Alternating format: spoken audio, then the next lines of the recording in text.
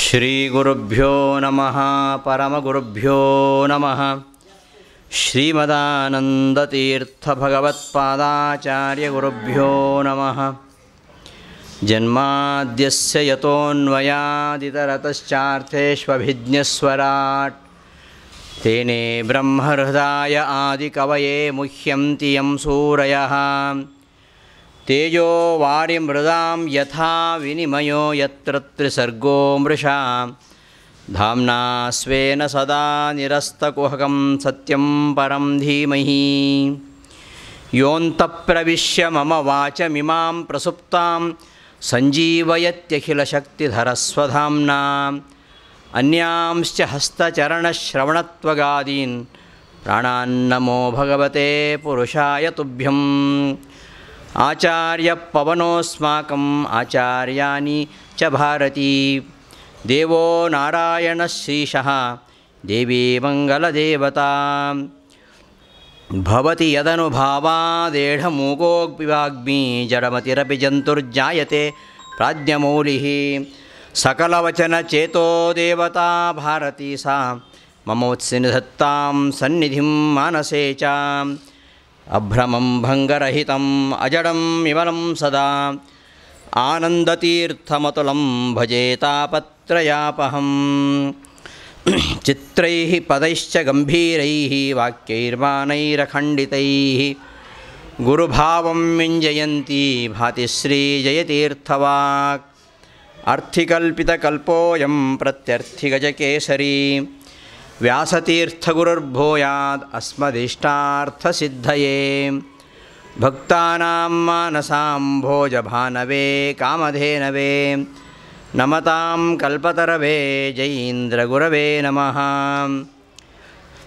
ದುರ್ವಾದಿಧ್ವಾಂತರವಯೇ ವೈಷ್ಣವೇಂದೀವರೇಂದವೇ ಶ್ರೀರಾಘವೇಂದ್ರಗುರವೇ ನಮೋತ್ಯಂತದಯಾಲವೇ.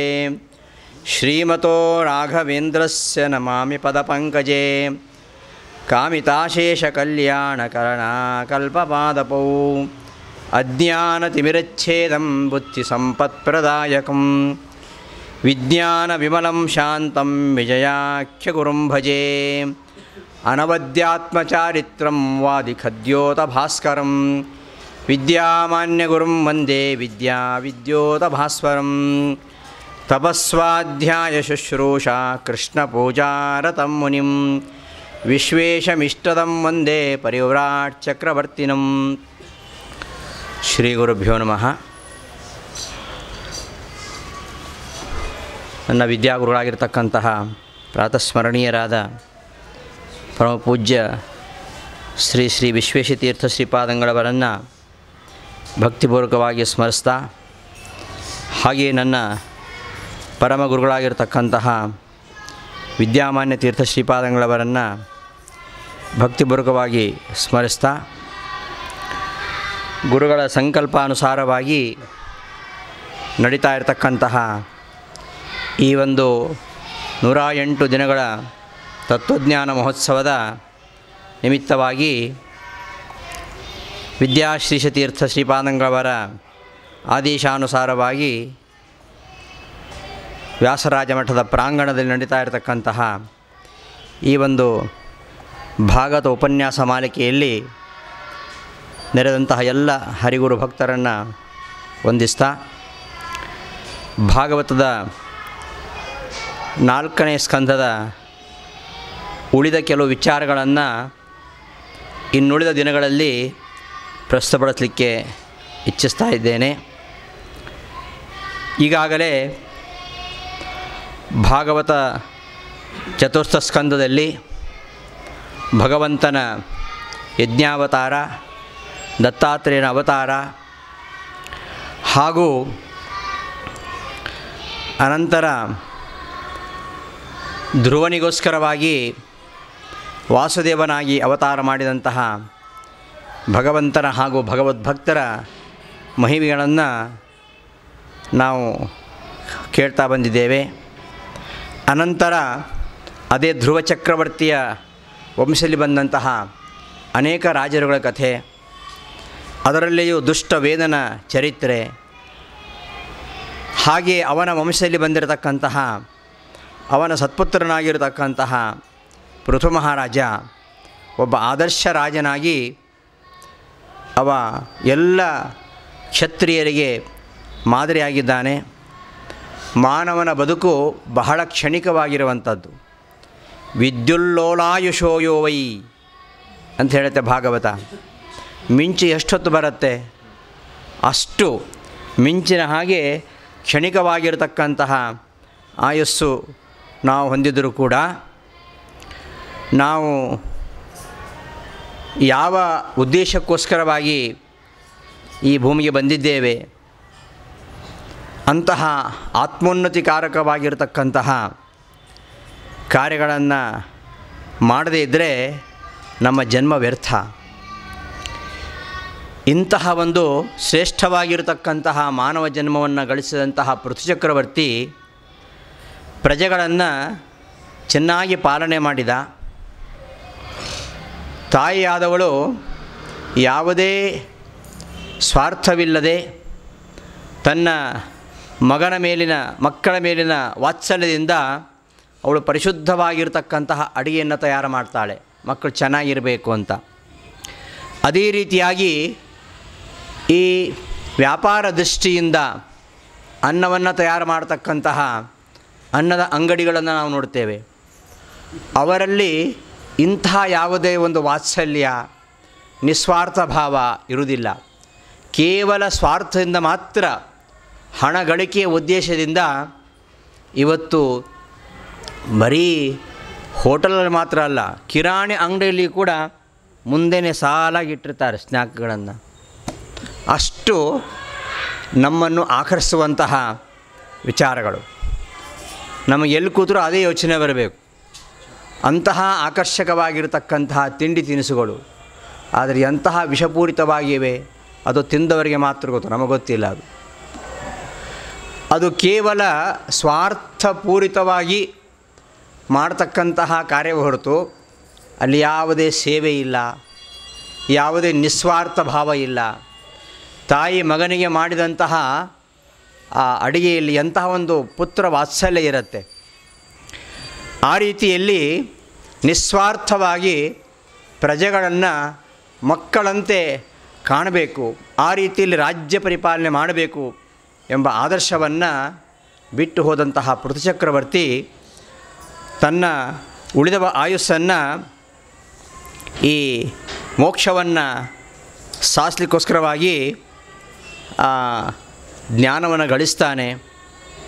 ಈಗಾಗಲೇ ಸನಂದನರು ಒಂದು ಉಪದೇಶ ಮಾಡಿದರು, ಸ್ವತಃ ಪರಮಾತ್ಮನೇ ಒಂದು ಉಪದೇಶ ಮಾಡಿದ, ತಾನೂ ಸ್ವತಃ ತತ್ವಜ್ಞಾನಿಯಾಗಿದ್ದ, ತನ್ನ ಪ್ರಜೆಗಳಿಗೆ ಎಂತಹ ಉಪದೇಶವನ್ನು ಮಾಡಿದ ಎಂಬುದನ್ನು ನಾವು ಹಿಂದಿನ ಉಪನ್ಯಾಸ ಸಂಚಿಕೆಯಲ್ಲಿ ನೋಡಿದ್ದೇವೆ. ಅಂತಹ ಪೃಥುಚಕ್ರವರ್ತಿಯ ಒಂದು ಕಥಾನಕವನ್ನು ವೇದವ್ಯಾಸರು ನಮ್ಮ ಮುಂದೆ ಇಟ್ಟು ಮುಂದೆ ಅವನ ವಂಶದಲ್ಲಿ ಬಂದಂತಹ ಅನೇಕ ರಾಜರುಗಳ ಚರಿತ್ರೆಯನ್ನು ಹೇಳ್ತಾ ಹೋಗ್ತಾರೆ. 5 ಜನ ಮಕ್ಕಳು ಅವನಿಗೆ. ಅದರಲ್ಲಿ ಮೊದಲನೆಯವ ಅವನು ವಿಜಿತಾಶ್ವ, ಹರ್ಯಕ್ಷ, ಧೂಮ್ರಕೇಶ, ವೃಕ, ದ್ರವಿಣ ಅಂತ 5 ಜನ ಮಕ್ಕಳು. ಅದರಲ್ಲಿ ವಿಜಿತಾಶ್ವನಿಗೆ ಮೊದಲು ರಾಜ್ಯದ ಒಂದು ಅಧಿಕಾರವನ್ನು ಕೊಡ್ತಾನೆ. ಅವನಿಗೆ ಅಂತರ್ಧಾನ ಅಂತ ಇನ್ನೊಂದು ಹೆಸರು. ಯಾಕೆ ಅಂತರ್ಧಾನ ಅಂತ ಹೆಸರು ಅಂದರೆ ಅವನಿಗೆ ಅಂತರ್ಧಾನ ಆಗುವ ಶಕ್ತಿ ಇದೆ. ಅದನ್ನು ದೇವೇಂದ್ರನಿಂದ ಅವನು ಪಡೆದುಕೊಂಡಿದ್ದಾನೆ. ಯಾವಾಗ 100ನೇ ಅಶ್ವಮೇಧ ಯಾಗವನ್ನು ಮಾಡಲಿಕ್ಕೆ ಹೊರಟಾಗ ದೇವೇಂದ್ರನನ್ನು ಬೆನ್ನಟ್ಟಿಕೊಂಡು ಹೋಗ್ತಾನೆ ವಿಜಿತಾಶ್ವ.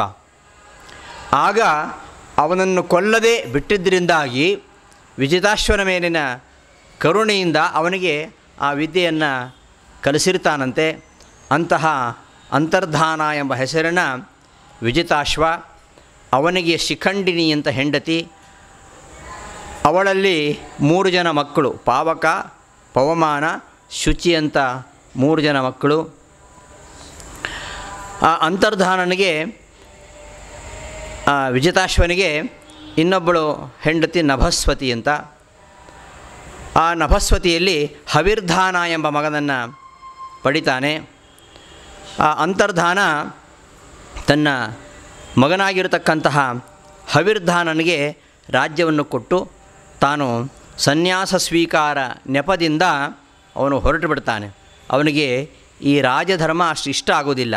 ಯಾಕೆಂದರೆ ರಾಜಧರ್ಮ ಪರಿಪಾಲನೆ ಮಾಡೋದು ಬಹಳ ಕಷ್ಟ ಅಂತ, ನಿಜವಾಗಿಯೂ ಬಹಳ ಕಷ್ಟ.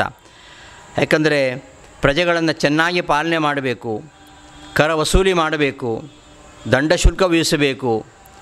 ಹಾಗಾದಾಗ ಕೆಲವರು ಈ ರಾಜ ಎಂಥ ಕಠೋರ ಅಂತ ಭಾವಿಸ್ತಾರೆ. ಈ ತರಹ ನಿಷ್ಠುರವಾಗಲಿಕ್ಕೆ ಅವನಿಗೆ ಮನಸ್ಸಿಲ್ಲ. ಆದ್ದರಿಂದ ಅವ ಸನ್ಯಾಸಾಶ್ರಮದಲ್ಲಿ ನಿರತನಾಗಿ ಪರಮಾತ್ಮನನ್ನು ಏಕಾಗ್ರತೆಯಿಂದ ಆರಾಧಿಸಿ ಸಾಲೋಕ್ಯ ಮೋಕ್ಷವನ್ನು ಪಡಿತಾನೆ ಅಂತ ಭಾಗವತ ಹೇಳುತ್ತೆ. ಈ ಅವನ ಮಗನಾಗಿರತಕ್ಕಂತಹ ಹವಿರ್ಧಾನ, ಅವನಿಗೆ ಹವಿರ್ಧಾನಿ ಅಂತ ಹೆಂಡತಿ, ಅವಳಲ್ಲಿ 6 ಜನ ಮಕ್ಕಳು ಹುಟ್ಟುತ್ತಾರೆ. ಬರೀಷತ್, ಗಯ, ಶುಕ್ಲ, ಕೃಷ್ಣ, ಸತ್ಯ, ಜಿತಾವ್ರತ ಅಂತ. ಅದರಲ್ಲಿ ಬರ್ಹಿಷತ್ ಅವನು ಬಹಳ ಪ್ರಸಿದ್ಧ. ಆ ಬರಿಷತ್ತನ ಕಥೆಯನ್ನು ಹೇಳ್ತಾರೆ. ಈ ಹವಿರ್ಧಾನ ಮಗನಾಗಿರತಕ್ಕಂತಹ ಬರಿಷತ್ ಮಹಾಭಾಗ್ಯಶಾಲಿಯಾಗಿರತಕ್ಕಂತಹ ರಾಜ ಅಂತೆ. ಅವ ತುಂಬ ಯಜ್ಞಯಾಗಾದಿಗಳನ್ನು ಮಾಡ್ತಾ ಇರ್ತಾನೆ. ಅವ ಕರ್ಮಕಾಂಡಪರ, ಬರೀ ಕರ್ಮಾಚರಣೆ, ಕರ್ಮವೂ ಬೇಕು, ಜ್ಞಾನವೂ ಬೇಕು. ಇವ ಕರ್ಮಕಾಂಡದಲ್ಲಿ ಬಹಳ ನಿಷ್ಣಾತ. ಹಾಗಂತ ಹರಿಭಕ್ತನೂ ಆಗಿದ್ದ. ಹರಿಯಲ್ಲಿ ಅವನು ತುಂಬ ಭಕ್ತಿ ಮಾಡ್ತಾ ಇದ್ದ, ಧ್ಯಾನ ಮಾಡ್ತಾ ಇದ್ದ, ಅದೆಲ್ಲರ ನಿಷ್ಣಾತ. ಆದರೆ ಇವ ಆ ಕರ್ಮಕಾಂಡದಲ್ಲಿ ಬಹಳ ನಿಷ್ಣಾತ. ಇವನಿಗೆ ಪ್ರಾಚೀನ ಬರ್ಹಿ ಅಂತ ಹೆಸರಿತ್ತು. ಯಾಕೆ ಅಂದರೆ ಪ್ರತಿ ಯಜ್ಞಶಾಲೆಯಲ್ಲಿ ಯಜ್ಞಶಾಲೆ ನಿರ್ಮಾಣ ಮಾಡಿದ ಕೂಡಲೇ ಇಡೀ ಭೂಮಿ ಮೇಲೆ ದರ್ಬೆಗಳನ್ನು ಹಾಸಿಬಿಡ್ತಿದ್ದಂತೆ, ಇಡೀ ಯಜ್ಞಶಾಲೆ ತುಂಬ. ಹಾಗಾಗಿ ಅವನಿಗೆ ಪ್ರಾಚೀನ ಬರ್ಹಿ ಅಂತ ಹೆಸರು. ಎಲ್ಲಿಯೂ ನೆಲವೇ ಕಾಣಿಸ್ತಾ ಇರಲಿಲ್ಲ, ಅಷ್ಟು ದರ್ಬೆಗಳನ್ನು ಹಾಸಿಬಿಡ್ತಿದ್ದ. ಅನೇಕ ಯಜ್ಞ ಯಾಗಗಳನ್ನು ಮಾಡ್ತಾ ಇದ್ದ. ಬ್ರಹ್ಮನ ಆದೇಶದಂತೆ ಸಮುದ್ರ ಕನ್ಯೆಯಾಗಿರ್ತಕ್ಕಂತಹ ಶತಧೃತಿಯನ್ನು ಮದುವೆ ಆಗ್ತಾನೆ. ಬಹಳ ಚೆಂದ ಇರ್ತಾಳೆ ಅವಳು. ಆ ಶತಧೃತಿಯೊಂದಿಗೆ ವಿವಾಹವಾಗಿ ಅಗ್ನಿಗೆ ಪ್ರದಕ್ಷಿಣೆ ಮಾಡಬೇಕಾದ್ರೆ ಅಗ್ನಿಗೂ ಕೂಡ ಅವಳಿಂದ ಮನಸ್ಸಾಗತ್ತಂತೆ. ಅಷ್ಟು ಮೋಹ ಓಡಿಸ್ತಕ್ಕಂತಹ ರೂಪ ಅವಳದು.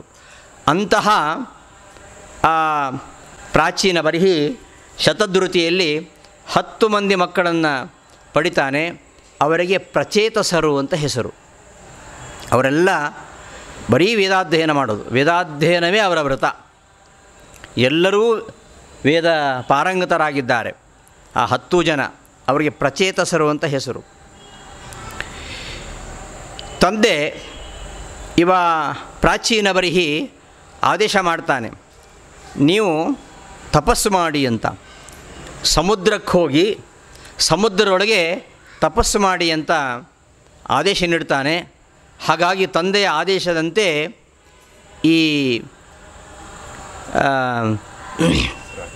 ಇವರೆಲ್ಲ ಪ್ರಚೇತಸರು 10,000 ವರ್ಷಗಳ ಕಾಲ ತಪಸ್ಸನ್ನು ಮಾಡ್ತಾರೆ.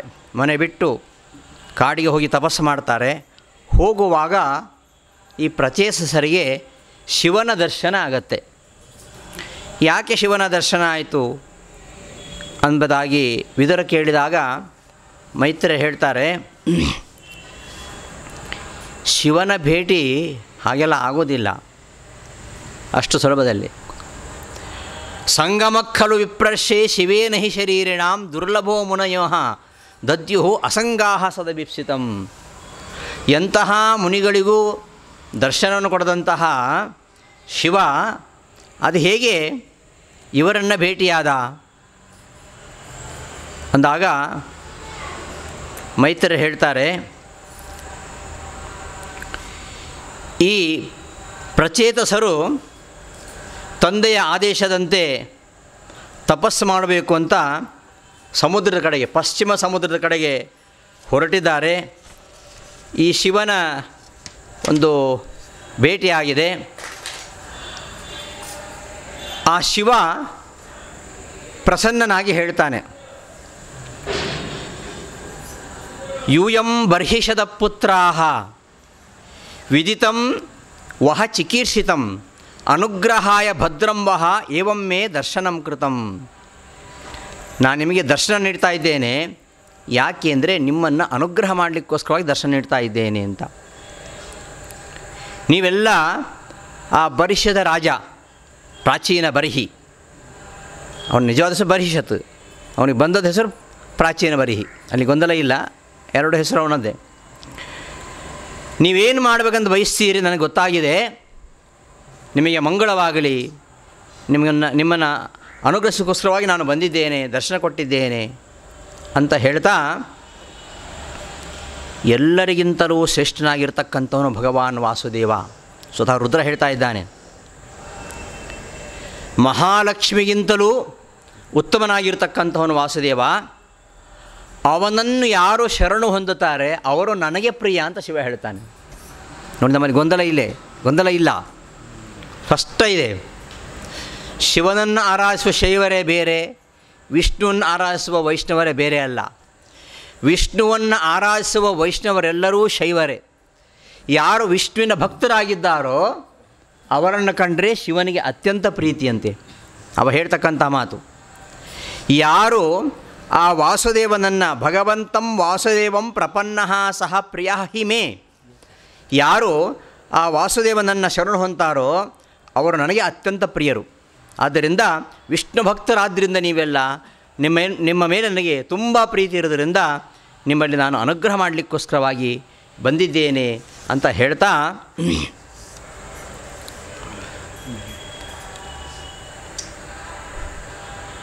ನಾನೂ ಸಹ ಅನಾದಿ ಕಾಲದಿಂದಲೂ ಕೂಡ ವಿಷ್ಣು ಭಕ್ತನಾಗಿದ್ದೇನೆ, ನೀವು ವಿಷ್ಣು ಭಕ್ತರಾಗಿದ್ದೀರಾ. ನಿಮ್ಮಲ್ಲಿ ನನಗೆ ವಿಷ್ಣುವಲ್ಲಿ ಹೇಗೋ ಹಾಗೆ ಪ್ರೀತಿ ಇದೆ. ನನಗೆ ಭಗವದ್ಭಕ್ತರಿಗಿಂತ ಹೆಚ್ಚು ಪ್ರೀತ್ಯಾಸ್ಪದ ಮತ್ತೊಬ್ಬನಿಲ್ಲ. ಆದ್ದರಿಂದ ನೀವೆಲ್ಲರೂ ಆ ಭಗವಂತನ ಭಕ್ತರಾದ್ದರಿಂದ ನನಗೆ ನೀವು ಅತ್ಯಂತ ಪ್ರೀತ್ಯಾಸ್ಪದರಾಗಿದ್ದೀರಿ ಅಂತ ಹೇಳ್ತಾ ನಿಮಗೆ ನಾನು ಉಪದೇಶ ಮಾಡ್ತೇನೆ ಅಂತ ಉಪದೇಶ ಮಾಡಲಿಕ್ಕೆ ಹೊರಟಿದ್ದಾನೆ. ಅದು ಭಾಗವತದಲ್ಲಿ ರುದ್ರಗೀತೆ ಅಂತ ಪ್ರಸಿದ್ಧವಾಗಿದೆ. ಭಾಗವತದಲ್ಲಿ ಬಹಳ ಗೀತೆಗಳಿವೆ. ನಾವೆಲ್ಲ ಗೀತೆ ಅಂದ ಕೂಡಲೇ ಭಗವದ್ಗೀತೆ, ಆ ವಿಷಯದಲ್ಲಿ ವಿವಾದ ಇಲ್ಲ. ಭಗವದ್ಗೀತೆ ಹಾಗೆ ಮಹಾಭಾರತ ಪುರಾಣಗಳಲ್ಲಿ ತುಂಬ ಗೀತೆಗಳಿವೆ. 45ಕ್ಕೂ ಹೆಚ್ಚು ಗೀತೆಗಳು ನಮಗೆ ಸಿಗ್ತವೆ. ನಾವು ಪ್ರಸಿದ್ಧವಾಗಿ ಕೆಲವು ತಿಳ್ಕೊಂಡದ್ದು ಈ ರುದ್ರಗೀತೆ, ವೇಣುಗೀತೆ, ಭ್ರಮರಗೀತೆ, ಉದ್ಧವಗೀತೆ, ಭಗವದ್ಗೀತೆ, ಇಷ್ಟೇ. 45ಕ್ಕೂ ಹೆಚ್ಚು ಗೀತೆಗಳು ನಮಗೆ ಭಾಗವತ ಅದೇ ಪುರಾಣಗಳಲ್ಲಿ, ಮಹಾಭಾರತದಲ್ಲಿ ಈ ಗೀತೆಗಳ ಒಂದು ಸಂಗ್ರಹವೇ ನಮಗೆ ಸಿಗ್ತದೆ. ಪರಿಮಳ ಮಾಸಪತ್ರಿಕೆಯಲ್ಲಿ ಗೀತ ಸಂಚಯ ಅಂತ ಒಂದು ಧಾರಾವಾಹಿ ಬರ್ತಾ ಇದೆ. ಒಂದೊಂದು ತಿಂಗಳು ಒಂದೊಂದು ಗೀತೆ ಅದರಲ್ಲಿ ಬರುತ್ತೆ. ತುಂಬ ಗೀತೆಗಳಿವೆ. ಮಂಕಿ ಗೀತೆ ಅಂತ ಒಂದು ಬರುತ್ತೆ, ಭಿಕ್ಷು ಗೀತೆ ಅಂತ ಬರುತ್ತೆ. ಹಾಗೆಯೇ ರುದ್ರನು ಈ ಪ್ರಚೇತಸರಿಗೆ ಏನು ಉಪದೇಶ ಮಾಡಿದ್ದಾನೆ ಅದನ್ನು ರುದ್ರಗೀತೆ ಅಂತ ಹೇಳಿದ್ದಾರೆ. ಅದನ್ನು ನಿತ್ಯ ಪಠಣ ಮಾಡೋದ್ರಿಂದ ಏನು ಫಲ ಎಂಬುದನ್ನು ಈ ಚತುರ್ಥ ಸ್ಕಂದದ ಕೊನೆಯಲ್ಲಿ ಹೇಳ್ತಾರೆ. ಏನಿದೆ ಈ ರುದ್ರಗೀತೆ? ಇದೊಂದು ಮಂತ್ರ. ಏನಿದೆ ಇದರಲ್ಲಿ? ತುಂಬ ಇದೆ ಶ್ಲೋಕಗಳು, ಅದರ ಸಾರ ಮಾತ್ರ ಹೇಳ್ತೇನೆ. ರುದ್ರದೇವರು ಮೊದಲು ಪರಮಾತ್ಮನಿಗೆ ನಮಸ್ಕಾರ ಮಾಡ್ತಾರೆ. ಸರ್ವಾಂತರ್ಯಾಗಿರ್ತಕ್ಕಂತಹ ಹರಿಯೇ ನಿನಗೆ ನಮಸ್ಕಾರ, ಪದ್ಮನಾಭನಿಗೆ ನಮಸ್ಕಾರ, ವಾಸುದೇವನಿಗೆ ನಮಸ್ಕಾರ, ಪ್ರದ್ಯುಮ್ನನಿಗೆ ನಮಸ್ಕಾರ, ಅನಿರುದ್ಧನಿಗೆ ನಮಸ್ಕಾರ, ಸದಾ ವಾಯುದೇವರಲ್ಲಿ ನೆಲೆಸಿದಂತಹ ನಿನಗೆ ನಮಸ್ಕಾರ, ಸಂತತಿ ಪ್ರವರ್ತಕನಾಗಿರತಕ್ಕಂತಹ ಹರಿಗೆ ನಮಸ್ಕಾರ, ಅಹಂಕಾರಾಭಿಮಾನಿಯಾಗಿರ್ತಕ್ಕಂತಹ ಈ ರುದ್ರನಿಗೆ ಪ್ರಭುವೆನಿಸಿದಂತಹ ನಿನಗೆ ನಮಸ್ಕಾರ. ನೀನು ನಮಗೆ ನಿನ್ನ ದರ್ಶನವನ್ನು ನೀಡು, ನಿನ್ನ ಕರಚರಣಾದಿ ಸುಂದರ ಅವಯವಗಳನ್ನು ನನಗೆ ತೋರು, ನಿನ್ನ ಸುಂದರವಾಗಿರತಕ್ಕಂತಹ ರೂಪವನ್ನು ತೋರು, ನಿನ್ನ ಭಕ್ತರ ಸಂಘವನ್ನು ನನಗೆ ನೀಡು, ನೀನೇ ಎಲ್ಲವನ್ನು ತಿಳಿದವ, ನೀನೇ ಸರ್ವಜ್ಞ, ನೀನೇ ಸೃಷ್ಟಿ ಸ್ಥಿತಿ ಸಂಹಾರಾದಿಗಳನ್ನು ಸ್ವತಂತ್ರವಾಗಿ ನಡೆಸ್ತಕ್ಕಂಥವ, ಎಲ್ಲವನ್ನು ತಿಳಿದವ. ಯಾರು ನಿನ್ನ ಆರಾಧನೆ ಮಾಡದೆ ಬಿಡ್ತಾರೆ ಹೇಳು? ಈ ಜಗತ್ತೇ ನಿನ್ನ ಅಧೀನದಲ್ಲಿದೆ, ಈ ಜಗತ್ತೇ ನಶ್ವರ ಅಂತ ನಾವು ತಿಳ್ಕೊಂಡಿದ್ದೇವೆ. ಇಂತಹ ನಮಗೆ ಶಾಶ್ವತವಾಗಿರತಕ್ಕಂತಹ ಗಮ್ಯಸ್ಥಾನ ಅಂದರೆ ನೀನೇ. ಆದ್ದರಿಂದ ನೀನು ನಿನ್ನ ಸುಂದರವಾಗಿರತಕ್ಕಂತಹ ರೂಪವನ್ನು ನಮಗೆ ತೋರಿಸು ಎಂಬುದಾಗಿ ಶ್ರೀಹರಿಯನ್ನು ಕುರಿತು ಪ್ರಾರ್ಥನೆ ಮಾಡತಕ್ಕಂತಹ ಈ ಗೀತೆ ಇದು ಯೋಗಾದೇಶ ಅಂತ ಪ್ರಸಿದ್ಧವಾಗಿದೆ ಭಾಗವತದಲ್ಲಿ. ಯೋಗಾದೇಶ ಅಂತ ಈ ಒಂದು ಮಂತ್ರವನ್ನು ಪರಮಾತ್ಮ ಆದಿಯಲ್ಲಿ ಬೋಧನೆ ಮಾಡಿದ್ದಂತೆ. ಮುಂದೆ ಬ್ರಹ್ಮನಿಗೆ ಸೃಷ್ಟಿ ಮಾಡಲು ಆದೇಶಿಸಿದಾಗ ಬ್ರಹ್ಮದೇವರು ತಮ್ಮ ಮಕ್ಕಳಿಗೆ ಈ ಸ್ತೋತ್ರವನ್ನು ಉಪದೇಶ ಮಾಡಿದ್ದಾರಂತೆ. ಇಂತಹ ಸ್ತೋತ್ರದಿಂದ ಹರಿಯನ್ನು ಒಲಿಸಿಕೊಂಡೇ ನಾವೆಲ್ಲ ಸೃಷ್ಟಿ ಮೊದಲಾದ ಕಾರ್ಯಗಳನ್ನು ಮಾಡ್ತಾಯಿದ್ದೀವಿ, ನೀವು ಇದನ್ನು ಪಠಣ ಮಾಡಿ ಅಂತ ಬ್ರಹ್ಮದೇವರು ತನ್ನ ಮಕ್ಕಳಿಗೆ ಹೇಳ್ತಾರಂತೆ. ಅಂತಹ ಈ ರುದ್ರಗೀತೆ, ರುದ್ರಗೀತೆ ಅಂದರೆ ರುದ್ರದೇವರು ಪರಮಾತ್ಮನನ್ನು ಸ್ತೋತ್ರ ಮಾಡತಕ್ಕಂತಹ ಗೀತೆ. ಇಂತಹ ಗೀತೆಗಳು ತುಂಬ ಇವೆ ಭಾಗವತದಲ್ಲಿ. ಇಂತಹ ಸ್ತೋತ್ರಗಳು ಇತ್ತೀಚೆಗೆ ಒಂದು ಪುಸ್ತಕ ಪಬ್ಲಿಷ್ ಆಗಿದೆ, ಅದು ಸಿಕ್ಕಿದರೆ ನೋಡಿ. ಭಾಗವತಾಂತರ್ಗತ ಸ್ತೋತ್ರಗಳು ಪಂಚಮಿಕಿಯವರು ಮಾಡಿದ್ದಾರೆ. ಪಂಚಮಿಕಿಯವರು ಆನಂದ ತೀರ್ಥಾಚಾರ್ಯ ಪಂಚಮಿಕಿಯವರು ಮಾಡಿದ್ದಾರೆ. ಅವರ ಸಂಶೋಧನಾ ಪ್ರತಿಷ್ಠಾನದಿಂದ ಭಾಗವತದ ಎಲ್ಲೆಲ್ಲಿ ಸ್ತೋತ್ರಗಳು ಬರ್ತವೆ ಆ ಎಲ್ಲ ಸ್ತೋತ್ರಗಳ ಹಿನ್ನೆಲೆ, ಅದರಲ್ಲಿ ಏನಿದೆ, ಅದನ್ನು ಪಠಿಸಿದರೆ ಫಲ ಏನು, ಆ ಥರ ಒಂದು ಸಂಗ್ರಾಹ್ಯವಾಗಿರತಕ್ಕಂತಹ ಒಂದು ಪುಸ್ತಕ. ಅಂತಹ ಸ್ತೋತ್ರಗಳು ಅನೇಕ ಬರ್ತವೆ. ಅಂತಹ ಸ್ತೋತ್ರದಿಂದ ಆ ಪರಮಾತ್ಮನನ್ನು ಒಲಿಸಿಕೊಂಡೇ ಬ್ರಹ್ಮದೇವರು ಸೃಷ್ಟಿಯನ್ನು ಮಾಡ್ತಾ ಇದ್ದಾರೆ, ರುದ್ರದೇವರು ಸಂಹಾರ ಕಾರ್ಯವನ್ನು ಮಾಡ್ತಾ ಇದ್ದಾರೆ. ಅಂತಹ ರುದ್ರಗೀತೆ, ರುದ್ರದೇವರು ಭಗವಂತನನ್ನು ಕುರಿತು ಮಾಡಿದಂತಹ ಏನು ಸ್ತೋತ್ರ ಇದೆ ಅದನ್ನು ಈ ಪ್ರಚೇತಸರಿಗೆ ರುದ್ರದೇವರು ಉಪದೇಶವನ್ನು ಮಾಡ್ತಾರೆ. ಮುಂದೆ ಇಂತಹ ಸ್ತೋತ್ರವನ್ನು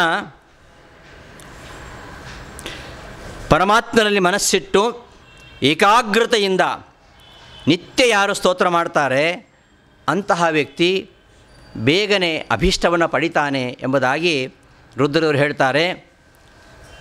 ನಮ್ಮ ಅಭೀಷ್ಟ ಏನೇನೋ ಇವೆ, ತುಂಬ ಇವೆ. ನಮ್ಮದೆಲ್ಲ ದೊಡ್ಡ ಲಿಸ್ಟು. ಯಾವುದನ್ನು ಕೇಳಬೇಕು, ಯಾವುದನ್ನು ಬಿಡಬೇಕು ಗೊತ್ತಿಲ್ಲ ನಮಗೆ. ಎಲ್ಲ ಅಭೀಷ್ಟಗಳಲ್ಲಿ ಯಾವುದು ಹೆಚ್ಚು, ಯಾವುದಕ್ಕೆ ನಾವು ಹೆಚ್ಚು ಫಸ್ಟ್ ಪ್ರಿಫರೆನ್ಸ್ ಯಾವುದು ಕೊಡಬೇಕು? ಎಲ್ಲವೂ ನಮ್ಮನ್ನು ಸಂಸಾರದಲ್ಲಿ ಮತ್ತೆ ಮತ್ತೆ ತಳತಕ್ಕಂತಹ ಅಭೀಷ್ಟಗಳೇ ನಮ್ಮದೆಲ್ಲ. ಎಲ್ಲ ಅಭೀಷ್ಟಗಳಲ್ಲಿ ಶ್ರೇಷ್ಠವಾಗಿರತಕ್ಕಂಥ ಅಭೀಷ್ಟ ಯಾವುದು ಅಂತ ವೇದವ್ಯಾಸ ಹೇಳ್ತಾರೆ. ಶ್ರೇಯಸಾಮಿಹ ಸರ್ವೇಷಾಂ ಜ್ಞಾನಂ ನಿಶ್ರೇಯಸಂ ಸ್ಮೃತಂ ಸುಖಂ ತರತೆ ದುಷ್ಪಾರಂ ಜ್ಞಾನನವರು ವ್ಯಸನಾರಣವಂ. ಎಲ್ಲ ಅಭೀಷ್ಟಗಳಲ್ಲಿ ಅತ್ಯಂತ ಶ್ರೇಷ್ಠವಾಗಿರುವಂಥದ್ದು ಅದು ಯಾವುದು ಅಂದರೆ ಅದು ಜ್ಞಾನ. ಯಾಕೆ ಅಂದರೆ ಈ ಸಂಸಾರ ಅನ್ನೋದು ಬಹಳ ದುಃಖಮಯವಾಗಿರುವಂಥದ್ದು. ಅದಕ್ಕೆ ಇದು ಸಂಸಾರ, ಇಲ್ಲಿ ಹೋದರೆ ಸಸಾರ ಆಗಿಬಿಡ್ತಾ ಇತ್ತು. ಈ ಸಂಸಾರದಲ್ಲಿ ನಾನಾ ರೀತಿಯ ಕಷ್ಟಪಡ್ತಾ ಇದ್ದೇವೆ ನಾವು. ಏನೋ ಈ ಎಲ್ಲ ದುಃಖಗಳ ನಡುವೆ ಸ್ವಲ್ಪ ಸುಖ, ಆ ಸ್ವಲ್ಪ ಅಲ್ಪ ಸುಖಕ್ಕೋಸ್ಕರವಾಗಿ ನಾವು ನಾನಾ ಕಷ್ಟಪಡ್ತೇವೆ. ಈ ದುಃಖ ಅಸಂಭಿನ್ನವಾಗಿರತಕ್ಕಂತಹ ಸುಖ ಅನ್ನೋದು ಯಾವ ಜೀವರಿಗೂ ಈ ಸಂಸಾರದಲ್ಲಿ ಇಲ್ಲವೇ ಇಲ್ಲ. ಅದು ಇರುವುದು ಮೋಕ್ಷದಲ್ಲಿ ಮಾತ್ರ. ಈ ನಾವು ಯಾವುದನ್ನು ಸುಖ ಅಂತ ಭಾವಿಸಿದ್ದೇವೆ ಅದು ತನ್ನ ಬೆನ್ನ ಹಿಂದೆ ದುಃಖದ ಮೂಟೆಯನ್ನೇ ಹೊತ್ತುಕೊಂಡು ಬರುವಂಥದ್ದು. ಸುಖದ ಹಿಂದೆ ದುಃಖ ಇದೆ, ಇದೆರಡೂ ಇರುವಂಥದ್ದೇ. ಸುಖಸ್ಯಾನಂತರಂ ದುಃಖಂ ದುಃಖಸ್ಯಾನಂತರಂ ಸುಖಂ ಚಕ್ರವತ್ ಪರಿವರ್ತಂತೆ ದುಃಖಾನಿಜ ಸುಖಾನಿಜ ಅಂತ ಕವಿ ಹೇಳ್ತಾನೊಬ್ಬ. ಸುಖ ದುಃಖಗಳು ಎರಡು ಇರುವಂಥದ್ದೇ. ಕೇವಲ ಸುಖ ಯಾರಿಗಿದೆ? ಕೇವಲ ದುಃಖ ಯಾರಿಗಿದೆ ಅಂತ ಕಾಳಿದಾಸ ಕೇಳ್ತಾನೆ. ಕಾಳಿದಾಸ ಮೇಘ ಸಂದೇಶದಲ್ಲಿ ತನ್ನ ಯಕ್ಷಿನಿಂದ ಕೇಳ್ತಾನೆ, ಬರೀ ಸುಖ ಯಾರಿಗಿದೆ, ಬರೀ ದುಃಖ ಯಾರಿಗಿದೆ? ಈಗ ನಿನಗೆ ದುಃಖ ಬಂದಿದೆ, ಸ್ವಲ್ಪ ಸಮಯ ದುಃಖ ಇರುತ್ತೆ, ಮತ್ತೆ ಸುಖ ಬರುತ್ತೆ ಅಂತ ಯಕ್ಷಿಣಿಗೆ ಸಂದೇಶವನ್ನು ಯಕ್ಷ ಕಳಿಸ್ತಕ್ಕಂಥ ಸಂದರ್ಭದಲ್ಲಿ ಕಾಳಿದಾಸ ಹೇಳ್ತಕ್ಕಂತಹ ಮಾತು, ಯಾವುದೇ ನೀವು ಶಾಸ್ತ್ರ ನೋಡಿ, ಕಾವ್ಯ ನೋಡಿ, ನಾಟಕ ನೋಡಿ, ಅಲ್ಲಿರುವ ಸಂದೇಶ ಇದು. ಈ ಸಂಸಾರ ಇದು ದುಃಖಮಯ, ಇದು ಅನಿತ್ಯ, ಇದು ಶಾಶ್ವತ ಅಲ್ಲ, ಮಿಂಚಿನ ಹಾಗೆ ಮಿಂಚಿ ಹೋಗುವಂಥದ್ದು, ಕ್ಷಣಿಕ ನಶ್ವರ ಹೊರತು ಅಸತ್ಯ ಅಲ್ಲ, ಸುಳ್ಳಲ್ಲ. ಇದು ಸುಳ್ಳಲ್ಲ. ಸುಳ್ಳು ನಮ್ಮಲ್ಲಿಲ್ಲವಯ್ಯ, ಸುಳ್ಳೇ ನಮ್ಮನಿ ದೇವರು. ಸುಳ್ಳು ನಮ್ಮಲ್ಲಿಲ್ಲ, ನಮ್ಮಲ್ಲಿ ಯಾವುದು ಸುಳ್ಳಿಲ್ಲ, ಎಲ್ಲವೂ ಸತ್ಯ. ಪ್ರಪಂಚವೂ ಸತ್ಯ, ಜೀವರು ಸತ್ಯ, ಪರಮಾತ್ಮನೂ ಸತ್ಯ. ಜೀವ ಭೇದ, ಜೀವ ಜಡಭೇದ, ಜೀವ ಪರಮಾತ್ಮ ಭೇದ, ಎಲ್ಲವೂ ಭೇದವೂ ಸತ್ಯ. ಯಾವುದು ಸುಳ್ಳಲ್ಲ. ಸುಳ್ಳು ನಮ್ಮಲ್ಲಿ ಇಲ್ಲವಯ್ಯ, ಸುಳ್ಳೇ ನಮ್ಮನಿ ದೇವರು. ನಮ್ಮ ಮನಿ ದೇವರು, ಸುಳ್ಳೇ ಸುಳ್ಳಲ್ಲ ಅಂತ ಅದರ ಅರ್ಥ. ನಾವು ಸುಳ್ಳು ನಮ್ಮಲ್ಲಿಲ್ಲವಯ್ಯ, ಸುಳ್ಳೇ ನಮ್ಮನಿ ದೇವರು ಅಂತ, ಅದು ಪುರಂದರದಾಸರ ಮುಂಡಿಗೆ. ಅದು ಸುಳ್ಳೇ ಕ್ವಶನ್ ಮಾರ್ಕು, ನಮ್ಮನಿ ದೇವರು. ಈ ಪ್ರಪಂಚ ಮತ್ತು ದೇವರು, ಅವ ಸೃಷ್ಟಿ ಮಾಡಿರ್ತಕ್ಕಂಥ ಪ್ರಪಂಚ ಮತ್ತು ಅವ ಸುಳ್ಳೇ, ಯಾವುದು ಸುಳ್ಳಲ್ಲ, ಎಲ್ಲವೂ ಸತ್ಯ. ಈ ಪ್ರಪಂಚ ಸತ್ಯ, ಸುಳ್ಳಲ್ಲ, ಆದರೆ ನಶ್ವರ, ನೀರ ಮೇಲಿನ ಗುಳ್ಳೆಯಂತೆ ಹರಿಯೇ, ಯಾವಾಗ ಅದು ಒಡೆದು ಹೋಗುತ್ತೆ ಗೊತ್ತಿಲ್ಲ. ಹಾಗಾಗಿ ಇರುವಷ್ಟು ಕಾಲ, ನಾವು ಎಷ್ಟು ಕಾಲ ಇರ್ತೇವೆ ಅದು ನಮ್ಮ ಭಾಗ್ಯ. ಮನುಷ್ಯನ ಆಯುಷ್ಯ 116 ವರ್ಷ. 116 ವರ್ಷ ಅಂದರೆ ಮಾನವ ಜೀವನ ಯಜ್ಞದ 3 ಸವನಗಳು: ಪ್ರಾತಃ ಸವನ, ಮಾಧ್ಯಂದಿನ ಸವನ, ಸಾಯಂ ಸವನ. ಪ್ರಾತಃ ಸವನ ಆರಂಭದ 24 ವರ್ಷ, ಆಮೇಲೆ 28 ವರ್ಷ ಮಾಧ್ಯಂದಿನ ಸವನ, ಉಳಿದದ್ದು ಸಾಯಂ ಸವನ. ಈ 3 ಸವನಗಳಲ್ಲಿ ನಾವು ಏನು ಮಾಡಬೇಕು ಎಂಬುದನ್ನು ಉಪನಿಷತ್ತುಗಳಲ್ಲಿ ತುಂಬ ಚೆನ್ನಾಗಿ ನಿರೂಪಣೆ ಮಾಡಿದ್ದಾರೆ, ಛಾಂದೋಗ್ಯ ಉಪನಿಷತ್ತಿನಲ್ಲಿ. ಆ ರೀತಿಯಲ್ಲಿ 116 ವರ್ಷ ಇರುವುದೇ ಇಲ್ಲ ಈಗ ಆವರೇಜ್ 78 ಅಂತ. ಈಗ ಮನುಷ್ಯನ ಆಯುಷ್ಯ ಸರಾಸರಿ 78 ವರ್ಷ ಅಂತ. 60 ವರ್ಷ ಆದರೆ ಮುಗೀತು, ಮುಂದೆ ಅದು ಬೋನಸ್ಸೇ ಅದು. ಹಾಗೆ ಪರಮಾತ್ಮ ಅಂತಹ ಒಂದು ಸಾಧನ ಶರೀರವನ್ನು ಕೊಟ್ಟಿದ್ದಾನೆ. ಎಷ್ಟು ದಿನ ಈ ಭೂಮಿಯಲ್ಲಿ ನಾವಿರ್ತೇವೆ ಗೊತ್ತಿಲ್ಲ. ಇಂತಹ ಅಪಾರವಾಗಿರತಕ್ಕಂತಹ ದುಃಖ ಸಾಗರದಲ್ಲಿ ಇದರ ದಡವನ್ನು ಸೇರಬೇಕು ಅಂತಾದರೆ ಆ ಪರಮಾತ್ಮನ ಜ್ಞಾನವನ್ನೇ ಗಳಿಸಬೇಕು. ಇನ್ಯಾವುದೇ ಮಾರ್ಗಗಳಿಂದ ಈ ದುಃಖವನ್ನು ಕಳೆದುಕೊಳ್ಳಲಿಕ್ಕೆ ಸಾಧ್ಯ ಇಲ್ಲ. ಈ ಸಂಸಾರ ಸುಖ ಹೇಗೆ ಅಂದರೆ ಇದೇ ಭಾಗವತದಲ್ಲಿ ಬರುತ್ತೆ, ಕುಪಿತಾಹಿ ಫಣಚ್ಛಾಯ. ಕಡು ಬಿಸಿಲಿನಲ್ಲಿ ಹಾವು ಹೆಡೆ ಬಿಚ್ಚಿಕೊಂಡು ಕುಳಿತುಕೊಂಡಿದೆ. ಕಪ್ಪೆ ಆ ಬಿಸಿಲಿಗೆ ಬಳಲಿ ಬೆಂಡಾಗಿ ತಂಪಾದ ನೆರಳನ್ನು ಅರಸಿಕೊಂಡು ಹುಡುಕ್ತಾ ಈ ಹೆಡೆ ಬಿಚ್ಚಿದ ಹಾವಿನ ನೆರಳಿನ ಅಡಿಯಲ್ಲಿ ಕೂತ್ಕೊಂಡಿದೆ.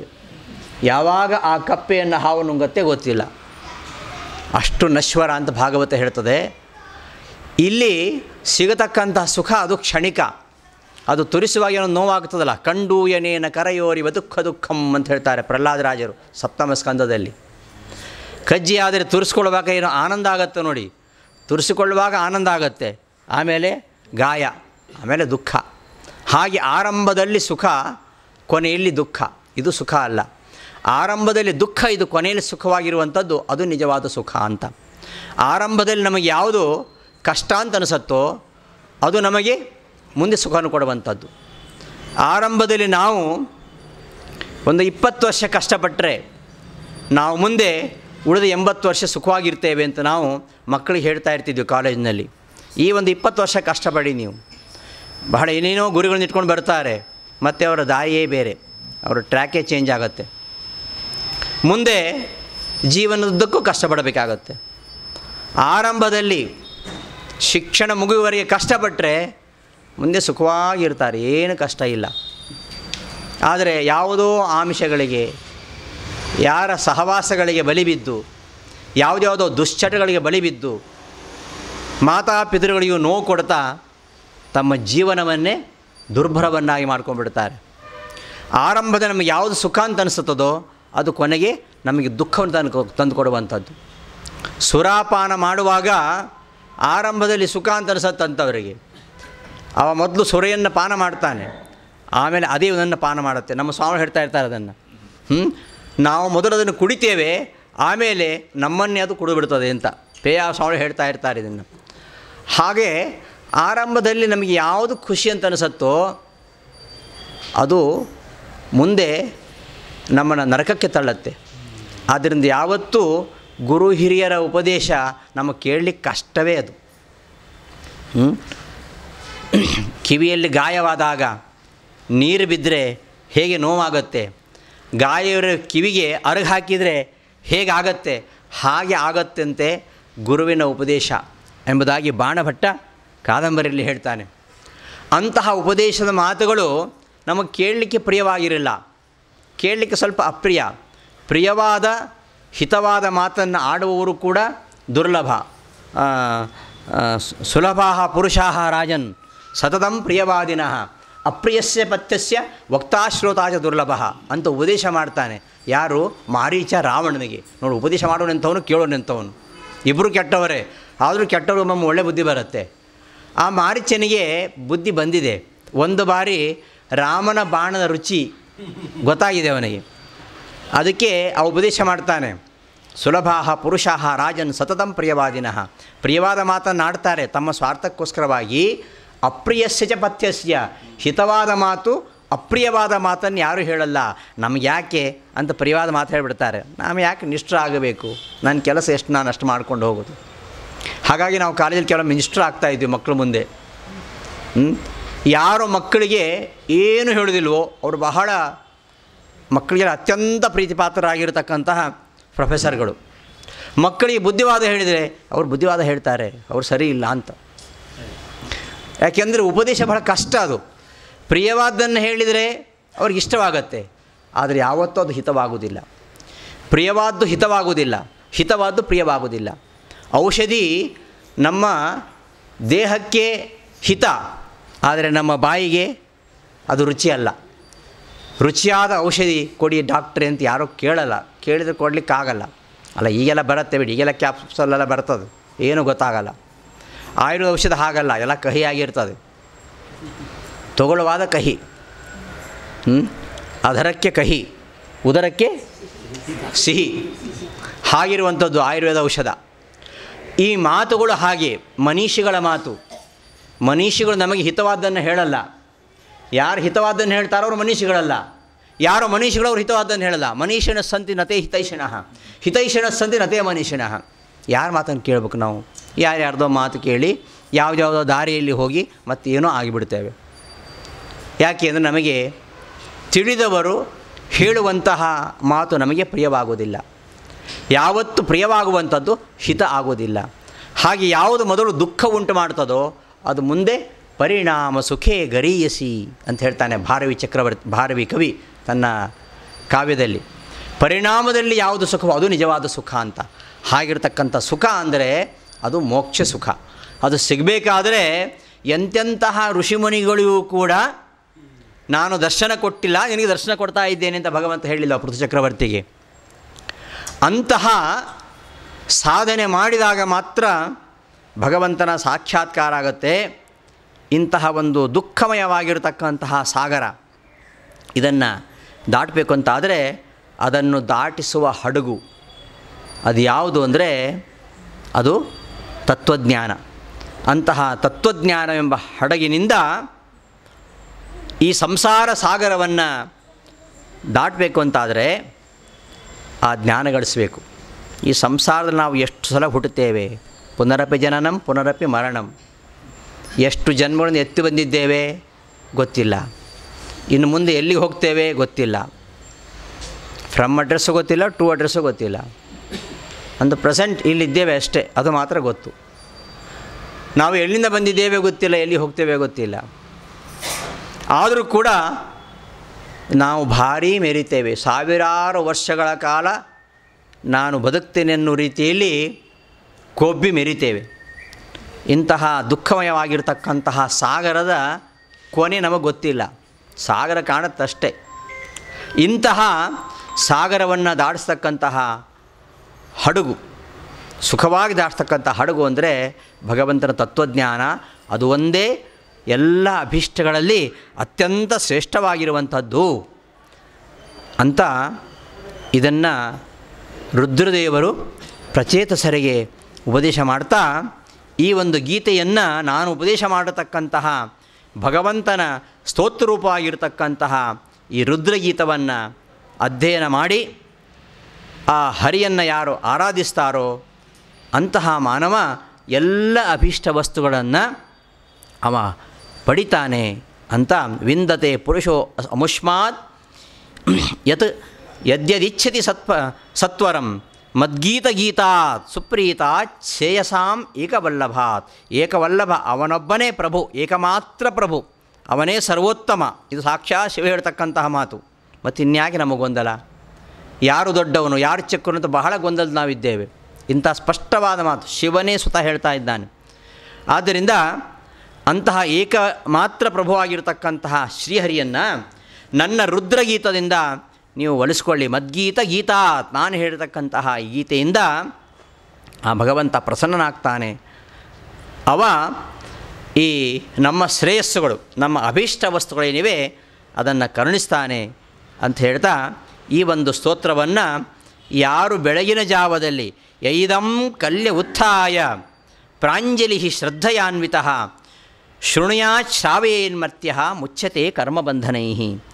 ಇಂತಹ ಒಂದು ಸ್ತೋತ್ರವನ್ನು ಬೆಳಗಿನ ಜಾವದಲ್ಲಿ ಎದ್ದು, ಬೆಳಗ್ಗೆ ಹೇಳಬೇಕು.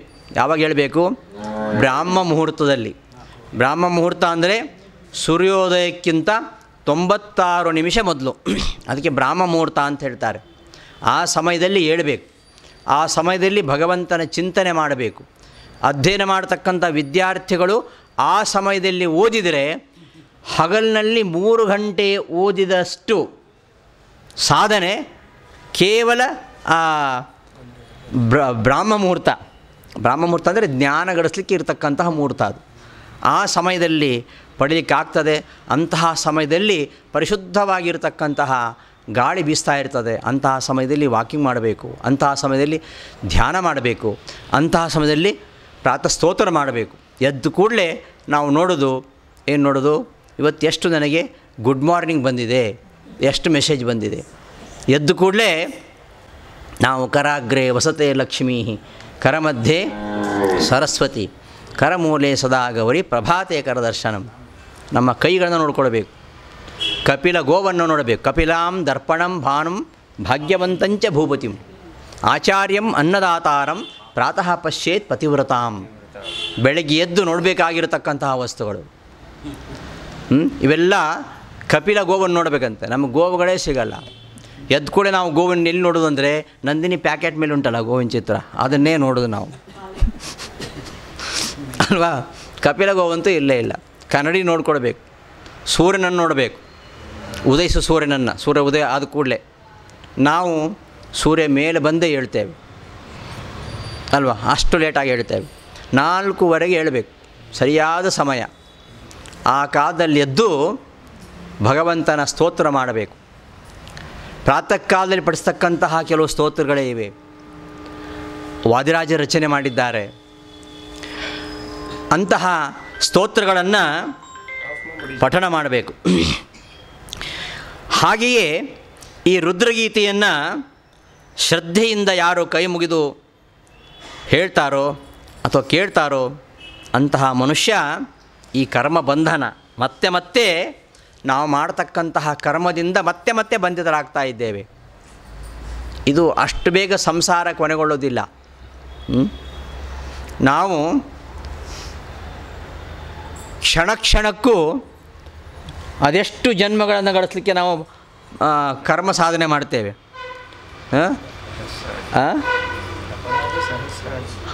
ಆದ್ದರಿಂದ ಅದರಿಂದ ಬಿಡುಗಡೆ ಆಗ್ತೇವೆ ಅನ್ನೋ ಸುಮ್ಮನೆ ಅದು. ಬಂಧನವನ್ನು ಕರ್ಮವನ್ನು ಆಚರಿಸಿಯೇ ನಾವು ಬಿಡುಗಡೆ ಹೊಂದ್ತೇವೆ ಅಂದರೆ ಅದು ಅಸಾಧ್ಯದ ಮಾತು. ಅಂತಹ ಕರ್ಮ ಬಂಧನದಿಂದ ಬಿಡುಗಡೆ ಆಗಬೇಕು ಅಂತಾದರೆ ಪರಮಾತ್ಮನನ್ನು ಈ ಸ್ತೋತ್ರದಿಂದ ನಾವು ಪ್ರಸನ್ನೀಕರಿಸಿ ಈ ಕರ್ಮಬಂಧನದಿಂದ ಮುಕ್ತ ಆಗಬೇಕು ಅಂತ ಹೇಳ್ತಾ, ಗೀತಮ್ಮಯೇದಂ ನರದೇವನಂದನಾ ಪರಸ್ಯ ಪುಂಸಃ ಪರಮಾತ್ಮನಸ್ತವಂ ಜಪಂತ ಏಕಾಗ್ರಧೇಯಸ್ತಪೋ ಮಹತ್ ಚರಧ್ವಂ ಅಂತೆ ತತ ಆಪ್ಸ್ಯಥ ಈಪ್ಸಿತಂ.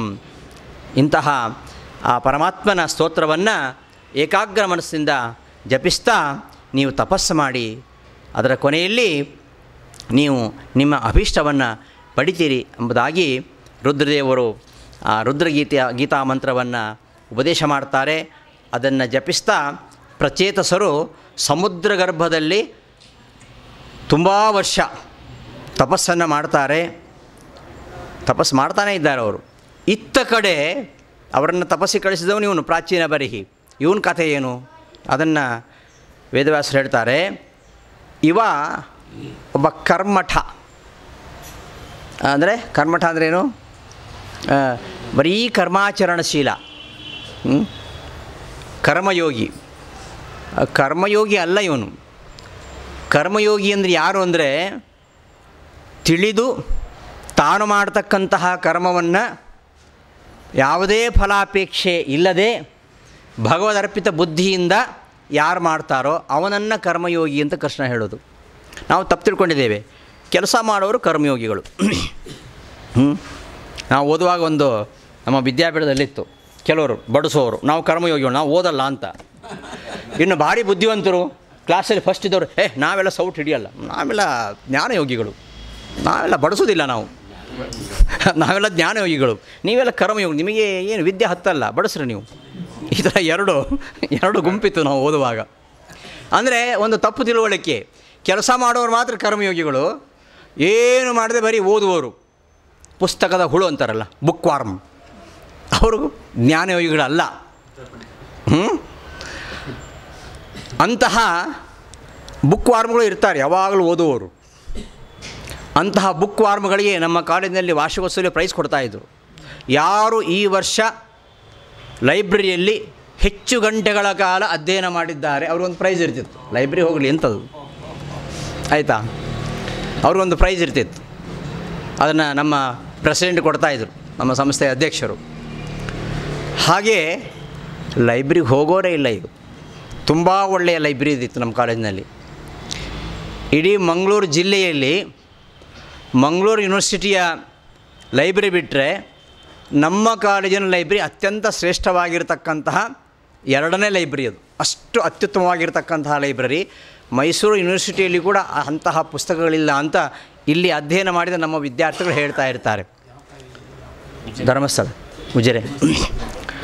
ಹಾಗೆ ಇವತ್ತು ಸಾವಿರಾರು ಪುಸ್ತಕಗಳು, 100ಕ್ಕೂ ಹೆಚ್ಚು ಈ ಜರ್ನಲ್ ಬರ್ತವೆ ನಮ್ಮಲ್ಲಿ, ದಿನಪತ್ರಿಕೆಗಳು ತಿಂಗಳು ಬರುವಂಥದ್ದು. ಬಿಡಿಸಿ ಓದೋವರೇ ಇಲ್ಲ. ಇನ್ನು ಪುಸ್ತಕಗಳಂತೂ ಬಿಡಿ, ಟೆಕ್ಸ್ಟ್ ಬುಕ್ಕು ಬೇಡ ಮಕ್ಕಳಿಗೆ. ಟೆಕ್ಸ್ಟ್ ಬುಕ್ ಎಲ್ಲ ಬೇಡ ಸರ್, ಅದರದ್ದೇನೊಂದು ನೋಟ್ಸ್ ನೀವು ಬೋರ್ಡಲ್ಲಿ ಬರೀರಿ ಅಂತ ಹೇಳಿದರೆ ಸಮಾಧಾನ. ಬೇಡ, ನೀವು ಅದನ್ನು ಟೈಪ್ ಮಾಡಿ ನಮಗೆ PDF ಮಾಡಿ ಕಳಿಸಿಬಿಡಿ. ಜೆರಾಕ್ಸು ಇಲ್ಲ, ಅದು ಜೆರಾಕ್ಸ್ ಸಿಸ್ಟಮ್ ಇತ್ತು ಸ್ವಲ್ಪ ದಿವಸ. ಜೆರಾಕ್ಸ್ ಕೊಟ್ಟರೆ ಹೋಗಿ ಜೆರಾಕ್ಸ್ ಸೆಂಟ್ರ್ ಹೋಗಿ ಮಾಡ್ಕೋಬೇಕಲ್ಲ, ಅಷ್ಟೂ ಕೆಲಸ ಮಾಡಲಿಕ್ಕೆ ಮನಸ್ಸಿಲ್ಲ ಅವರಿಗೆ. ಅದಕ್ಕೆ ನಮ್ಮ ಮೊಬೈಲಿಗೆ ಬರುತ್ತೆ, ನೀವು PDF ಹಾಕಿಬಿಡಿ ಅಂತ. ನಾವು ದಿನ ಪಾಠ ಮಾಡಿ ಮನೆಗೆ ಬಂದರೆ ರಾತ್ರಿ 12 ಗಂಟೆಗೆ ಕೂತ್ಕೊಂಡು ಎಲ್ಲ ಟೈಪ್ ಮಾಡಿ ಅದನ್ನು PDF ಮಾಡಿ ಅವರ ವಾಟ್ಸಪ್ ಗ್ರೂಪ್ಗೆ ಹಾಕಬೇಕು. ನಾನು ಅಷ್ಟು ವರ್ಷ ಯಾವ ಪಾಠ ಮಾಡಿದ್ದೇನೆ ಅದರೆಲ್ಲ ನೋಟ್ಸು ನನ್ನ ಮೊಬೈಲಲ್ಲಿದೆ, ನನ್ನ ಲ್ಯಾಪ್ಟಾಪಲ್ಲಿದೆ. ಯಾವುದು ನಾಶವಾಗಿ ಎಲ್ಲವೂ ಇದೆ. ಅಂದರೆ ಅವರು ಮಾಡೋಕ್ಕಿಂತ ಹೆಚ್ಚು ಕೆಲಸ ನಾವು ಮಾಡಿದ್ದೇವೆ. ನಾವು ವಿದ್ಯಾರ್ಥಿಗಳು, ಅವರು ವಿದ್ಯಾರ್ಥಿಗಳು ಗೊತ್ತಿಲ್ಲ. ಅಷ್ಟು ಎಲ್ಲ ಸೌಲಭ್ಯಗಳು ಇದ್ದು ಇವತ್ತು ಮಕ್ಕಳಿಗೆ ಆಸಕ್ತಿ ಇಲ್ಲ. ನಾವೆಲ್ಲ ಓದುವಾಗ ಏನಿರಲಿಲ್ಲ. ನಾವು ಓದುವಾಗ ನೀಲಕಂಠ ಚೆಂಪು ಪುಸ್ತಕ ಇರಲಿಲ್ಲ ನಮ್ಮ ವಿದ್ಯಾಪೀಠದಲ್ಲಿ. ಅದು ಬೆಂಗಳೂರಿನಲ್ಲಿ ಸಂಸ್ಕೃತ ಕಾಲೇಜಲ್ಲಿ ಒಂದೇ ಒಂದು ಕಾಪಿ ಇತ್ತು ಲೈಬ್ರರಿಯಲ್ಲಿ, ಅದನ್ನು ಕೊಡೋ ಹಾಗಿಲ್ಲ. ಅಲ್ಲೇ ಕೂತ್ಕೊಂಡು ಇಡೀ ಪುಸ್ತಕ ಬರ್ಕೊಂಡು ಬಂದಿದ್ದೀನಿ ನಾನು. ಇವತ್ತು ಪರೀಕ್ಷೆಯಲ್ಲಿ 3 ಗಂಟೆ ಬರೆಯೋದಿಲ್ಲ. 3 ಗಂಟೆ ಪರೀಕ್ಷೆ ಬಹಳ ವರ್ಷದಿಂದ ಇರುವಂಥದ್ದು, ಅನಾದಿ ಕಾಲದಿಂದ. ಅದೀಗ 2 ಗಂಟೆಗೆ ಇಳಿದಿದೆ. 3 ಗಂಟೆ ಇದ್ದದ್ದು 2 ಗಂಟೆಗೆ ಇಳಿದಿದೆ. ಮೇಡಮ್ ಗೊತ್ತಿದೆ, 2 ಗಂಟೆಗೆ ಇಳಿದಿದೆ. ಆ 2 ಗಂಟೆ ಬರೆದಿಲ್ಲ, 3 ಗಂಟೆ ಇದ್ದಾಗ 2 ಗಂಟೆ ಬರಿತಾಯಿದ್ರು. ಈಗ 2 ಗಂಟೆ ಇದ್ದಾಗ 1.25 ಗಂಟೆ ಬರೆದ್ರೆ ಹೆಚ್ಚು. ಅಷ್ಟು ಬರೆಯುವ ಪ್ರವೃತ್ತಿ ಇಲ್ಲ. ಅದನ್ನು ನಾವು ಮಕ್ಕಳಿಗೆ ಕಲಿಸಲಿಲ್ಲ. SLCಯಲ್ಲಿಯೇ ಏನೋ ಉಂಟಲ್ಲ, ಅಬ್ಜೆಕ್ಟಿವ್ ಟೈಪ್ ಬಂದ್ಬಿಡ್ತು. ಆವಾಗಿಂದ ಮಕ್ಕಳು ಬರೆಯೋದನ್ನೇ ಬಿಟ್ಟರು ಅಷ್ಟೇ. ಹಾಗೇ ಆ ರೀತಿಯಲ್ಲಿ ಹಾಗಾಗಿಬಿಟ್ಟಿದೆ ಇವತ್ತಿನ ಶೈಕ್ಷಣಿಕ ಸ್ಥಿತಿ. ಓದುವಾಗ ಬಹಳ ಕಷ್ಟಪಡಬೇಕು. ಹಾಗೆ ಯಾರು ಓದುವವರು ಅವರು ನಾವು ಜ್ಞಾನಯೋಗಿಗಳು ಅಂತ. ಜ್ಞಾನಯೋಗ ಕರ್ಮಯೋಗ ಅಂದರೆ ಹಾಗಲ್ಲ. ಕರ್ಮಯೋಗ ಅಂದರೆ ಕರ್ಮಯೋಗಿಯೂ ಕರ್ಮನೂ ಮಾಡ್ತಾನೆ, ಜ್ಞಾನವೂ ಗಳಿಸ್ತಾನೆ. ಜ್ಞಾನಯೋಗಿಯು ಜ್ಞಾನವೂ ಗಳಿಸ್ತಾನೆ, ಕರ್ಮವನ್ನು ಮಾಡ್ತಾನೆ. ಜ್ಞಾನ ಬಂದ ಮೇಲೆ ಕರ್ಮ ಮಾಡಬೇಕಂತಿಲ್ಲ ಅಂತ ಶಂಕರಾಚಾರ್ಯ ಹೇಳ್ತಾರೆ ಗೀತಾಭಾಷ್ಯದಲ್ಲಿ. ಅದಲ್ಲ, ಜ್ಞಾನ ಬಂದಮೇಲೂ ಕೂಡ ಕರ್ಮಾಚರಣೆ ಮಾಡಲೇಬೇಕು. ಸಹಿ ಧರ್ಮ ಸುಪರ್ಯಾಪ್ತ ಬ್ರಹ್ಮಣ ಪದವೇದನೆ ಅಂತ ಗೀತಾಭಾಷ್ಯದಲ್ಲಿ ಆಚಾರ್ಯ ಹೇಳ್ತಾರೆ. ಜ್ಞಾನ ಬರೋ ತನಕ ನಮ್ಮ ಅಂತಃಕರಣ ಶುದ್ಧಿಗೋಸ್ಕರವಾಗಿ ನಾವು ಕರ್ಮಾಚರಣೆ ಮಾಡಬೇಕು. ಜ್ಞಾನ ಬಂದ ಮೇಲೆ ಕರ್ಮಾಚರಣೆ ಮಾಡಬೇಕಂತಿಲ್ಲ ಅಂತ ಶಂಕರಾಚಾರ್ಯ ಹೇಳ್ತಾರೆ. ಜ್ಞಾನ ಬಂದ ಮೇಲೆಯೂ ಕೂಡ ನಾವು ಕರ್ಮಾಚರಣೆ ಮಾಡಬೇಕು ಅಂತ ಮಧ್ವಾಚಾರ್ಯ ಹೇಳ್ತಾರೆ. ಹಾಗಾಗಿ ಜ್ಞಾನಯೋಗಿಗೂ ಕರ್ಮ ಅನಿವಾರ್ಯ. ಆದ್ದರಿಂದ ಕರ್ಮಯೋಗಿ ಅಂದರೆ ಜ್ಞಾನ ಗಳಿಸಿ ತನ್ನ ತಿಳಿವಿಗೆ ಅನುಗುಣವಾಗಿ ತನಗೆ ವಿಹಿತವಾಗಿರ್ತಕ್ಕಂಥ ವರ್ಣಾಶ್ರಮ ವಿಹಿತವಾಗಿರ್ತಕ್ಕಂತಹ ಕರ್ಮಾನುಷ್ಠಾನವನ್ನು ಯಾವುದೇ ಫಲಾಪೇಕ್ಷೆ ಇಲ್ಲದೆ ನಿಷ್ಕಾಮನೆಯಿಂದ ಮಾಡ್ತಾ, ಹರಿಪ್ರೀತ್ಯರ್ಥವಾಗಿ ಮಾಡ್ತಾ ಅದನ್ನು ಭಗವಂತನಿಗೆ ಸಮರ್ಪಿಸೋದು, ಇದನ್ನು ಕರ್ಮಯೋಗ ಅಂತಾರೆ. ಈ ರೀತಿಯಲ್ಲಿ ಕರ್ಮಯೋಗಿ ಆಗದೆ ಈ ಪ್ರಾಚೀನ ಬರೀ ಏನು ಮಾಡಿದೆ ಅಂದರೆ ಬರೀ ಯಜ್ಞ ಮಾಡೋದು, ನಿರಂತರ ಯಜ್ಞ ಯಾಗ ಮಾಡೋದು, ಪಶು ಬಲಿ ಕೊಡೋದು. ಅದು ಎಷ್ಟು ಪಶುಗಳನ್ನು ಬಲಿ ಕೊಟ್ಟನೋ ಗೊತ್ತಿಲ್ಲ. ಆ ಪಶುಗಳೆಲ್ಲ ನರಕದಲ್ಲಿ ಕಾಯ್ತಾ ಇದ್ದಾವಂತೆ. ಯಾವಾಗ ಈ ಪ್ರಾಚೀನ ಬರಿ ಬರ್ತಾನೆ ಅವನನ್ನು ಸರಿಯಾಗಿ ತಿವಿಬೇಕು ಅಂತ. ಅದು ಹಾಗೆ ಹೇಳ್ತಾರೆ ನಾರದರಲ್ಲಿ. ಅಷ್ಟು ಯಾಗಗಳನ್ನ ಮಾಡಿದ್ದಾನೆ. ಎಲ್ಲೇ ಯಜ್ಞಶಾಲೆ ಆದರೆ ಅಲ್ಲಿ ಒಂದು ಇಂಚು ಜಾಗ ಕಾಣಿಸಬಾರ್ದು, ಅಷ್ಟು ದರ್ಬೆಗಳನ್ನು ಹಾಸೋದು, ಯಜ್ಞ ಯಾಗಾದಿಗಳನ್ನು ಮಾಡೋದು. ಯಾವುದಕ್ಕೋಸ್ಕರವಾಗಿ? ಸ್ವರ್ಗಾದಿ ಕಾಮ್ಯ ಫಲ. ಕಾಮ್ಯಕರ್ಮ ಮಾಡಬಾರ್ದು. ಕರ್ಮ 3 ಥರ ಇದೆ: ಕಾಮ್ಯಕರ್ಮ, ನಿತ್ಯಕರ್ಮ, ನೈಮಿತ್ಯ ಕರ್ಮ, ಕಾಮ್ಯಕರ್ಮ. ನಾವು ನಿತ್ಯಕರ್ಮ ಬಿಡ್ತೇವೆ, ಕಾಮ್ಯಕರ್ಮ ಮಾಡ್ತೇವೆ. ನಿತ್ಯಕರ್ಮ ಸಂಧ್ಯಾವಂದನೆ ಮಾಡಲ್ಲ, ಪಾದಯಾತ್ರೆ ಅಂತ ಮಂತ್ರಾಲಯಕ್ಕೆ ಹೋಗ್ತೀವಿ ಅಲ್ವಾ? ನಮ್ಮ ಆಚರಣೆಗಳಿವತ್ತು ಎಂಥ ವಿರೋಧಾಭಾಸ. ದೇಶ ಸೇವೆ, ಜನಸೇವೆ ಅಂತ ಹೋಗ್ತೀವಿ, ಮಂದಿಲಿ ಮಾಡಬೇಕಾದ ಸಂಧ್ಯಾವಂದನೆ ಮಾಡೋದಿಲ್ಲ. ಅದೆಲ್ಲ ನಿತ್ಯಕರ್ಮ, ಅದು ಮಾಡಲೇಬೇಕು. ನೈಮಿತ್ತಿಕವಾಗಿರ್ತಕ್ಕಂತಹ ಕರ್ಮಗಳನ್ನು ಮಾಡಬೇಕು. ಅದಕ್ಕೆ ವಿಶೇಷವಾಗಿರತಕ್ಕಂತಹ ಜ್ಞಾನಭಕ್ತಿ ವೈರಾಗ್ಯ ಸಾಧಕವಾಗಿರತಕ್ಕಂತಹ ಫಲಗಳಿರುವಂಥದ್ದನ್ನು ಮಾಡಬೇಕು. ಕಾಮ್ಯಕರ್ಮವನ್ನು ಮಾಡಲೇಬಾರದು. ಕಾಮ್ಯಕರ್ಮಗಳನ್ನು ಮಾಡಿದರೂ ಕೂಡ ಭಗವದ್ಗೀತೆ 18ನೇ ಅಧ್ಯಾಯದಲ್ಲಿ ಬರುತ್ತೆ, ಕಾಮ್ಯಕರ್ಮವನ್ನು ಮಾಡಬಹುದು. ಕಾಮ್ಯಕರ್ಮವನ್ನು ಮಾಡಿದರೂ ಕೂಡ ಅದನ್ನು ಭಗವಂತನಿಗೆ ಸಮರ್ಪಿಸಬೇಕು. ಕಾಮ್ಯಕರ್ಮ ಏನಿದೆ ಅದನ್ನು ಕೂಡ ಭಗವಂತನ ಜ್ಞಾನ, ಭಗವಂತನ ಪ್ರಸಾದವನ್ನು ಬಯಸಿಯೇ ಅಂತಹ ಕರ್ಮಗಳನ್ನು ಮಾಡಬೇಕು. ಉದಾಹರಣೆ ಸತ್ಯನಾರಾಯಣ ಪೂಜೆ ಇದೆ. ಸತ್ಯನಾರಾಯಣ ಪೂಜೆ ಮಾಡಬೇಕು ಯಾಕೆಂದರೆ ಭಗವಂತನ ಪ್ರೀತ್ಯರ್ಥವಾಗಿಯೇ ಮಾಡಬೇಕು. ಅದು ಮಕ್ಕಳಾಗಲಿ ಅಂತ ಮಾಡಬೇಕು, ಮಕ್ಕಳಾಗಿದೆ ಅದರಿಂದ. ಆಮೇಲೆ ನನ್ನ ಬಿಸ್ನೆಸ್ ಚೆನ್ನಾಗಿರಬೇಕು, ಅದಕ್ಕೆ ಮಾಡಬೇಕು. ಮದುವೆ ಆದ ಕೂಡ ನನ್ನ ವೈವಾಹಿಕ ಜೀವನ ಚೆನ್ನಾಗಿರಬೇಕು, ಅದಕ್ಕೆ ಸತ್ಯನಾರಾಯಣ ಪೂಜೆ ಮಾಡಬೇಕು. ಅದೆಲ್ಲ ಬಂದುಬಿಟ್ಟಿದೆ ಇವತ್ತು. ಆದರೆ ಅದರ ಮುಖ್ಯ ಉದ್ದೇಶ ಭಗವಂತನ ಪ್ರೀತಿಗೋಸ್ಕರವಾಗಿಯೇ ಮಾಡುವಂಥದ್ದು ಹೊರತು ಇನ್ಯಾವುದಲ್ಲ. ಅದು ಮಾಡದೆ ಹೋದರೆ ಭಗವಂತ ಶಾಪ ಕೊಟ್ಟು ಬಿಡ್ತಾನೆ. ಭಗವಂತ ಯಾಕೆ ಶಾಪ ಕೊಡ್ತಾನೆ ರೀ? ಅಲ್ಲಿ ಬಂದಿರುವ ಕಥೆಯ ಹಿನ್ನೆಲೆ ಅರ್ಥ ಮಾಡಿಕೊಳ್ಬೇಕು. ನಾವು ಅವನನ್ನು ಮರಿಬಾರ್ದು ಅಂತ ಅಷ್ಟೇ ಹೊರತು ಅವನು ಶಾಪ ಕೊಡೋದಲ್ಲ. ಆ ಸತ್ಯನಾರಾಯಣನ ಶಾಪದಿಂದಾಗಿ ಆ ವ್ಯಾಪಾರಿ ಹಡಗು ಮುಳುಗೋಗಿದ್ದಲ್ಲ, ಅವನ ಕರ್ಮಾನುಸಾರ ಮುಳುಗಿ ಹೋದದ್ದು. ಅದರ ಸೂಚಕ ಇದು ಅಷ್ಟೇ. ಯಾವುದು? ಅವ ಭಗವಂತನನ್ನು ಮರಿತದ್ದು.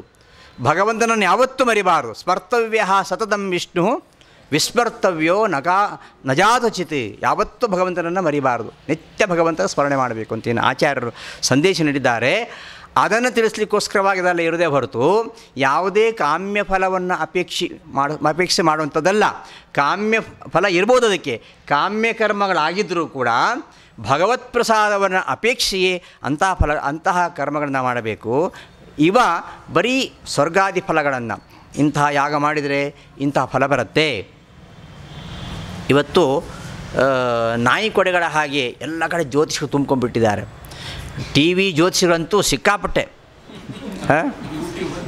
ಯೂಟ್ಯೂಬಲ್ಲಿ ಬರೀ ಅದೇ.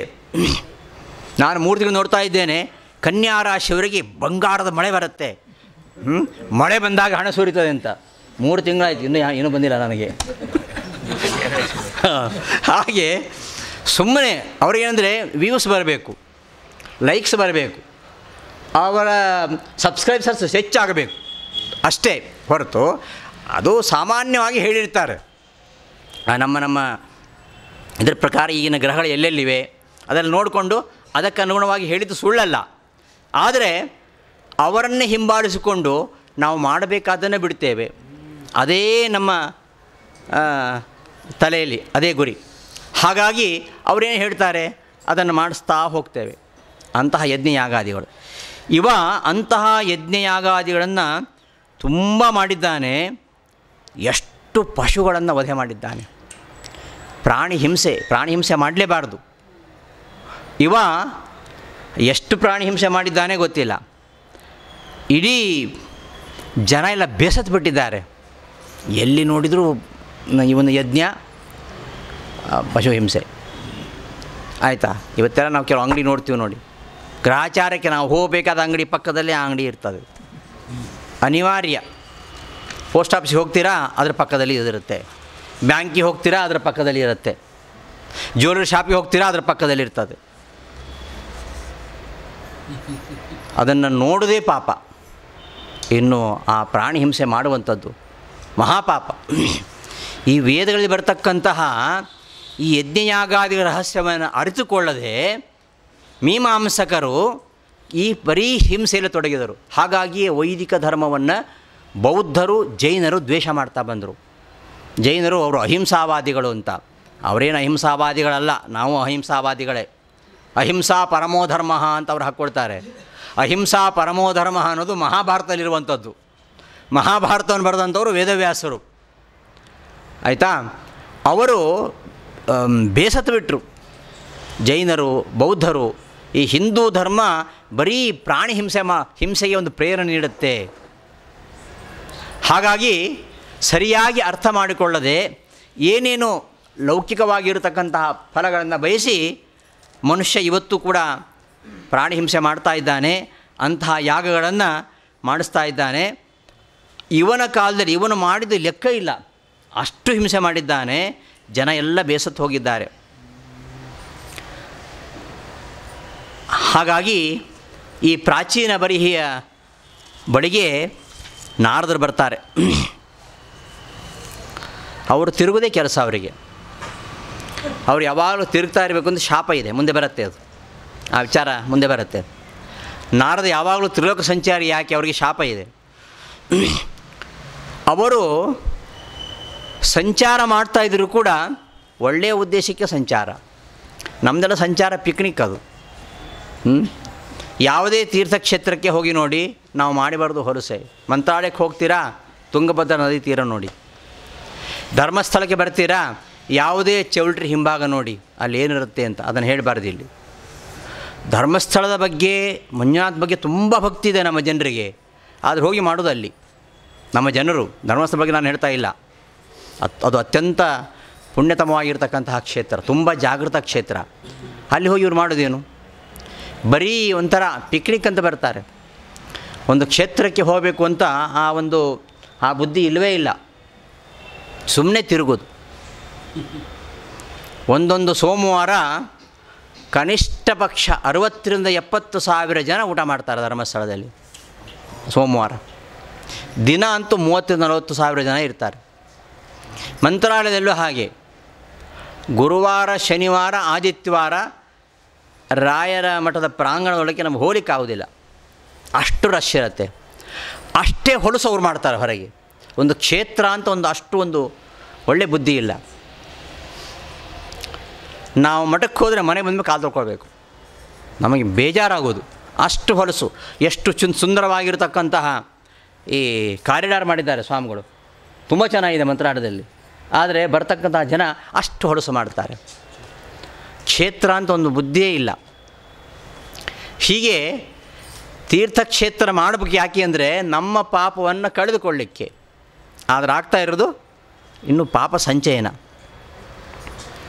ಇವರು ನಾರದರು ಸಂಚಾರ ಮಾಡ್ತಾರೆ ಯಾಕೆ ಅಂದರೆ ಅನುಗ್ರಹ ಮಾಡಲಿಕ್ಕೋಸ್ಕರವಾಗಿ.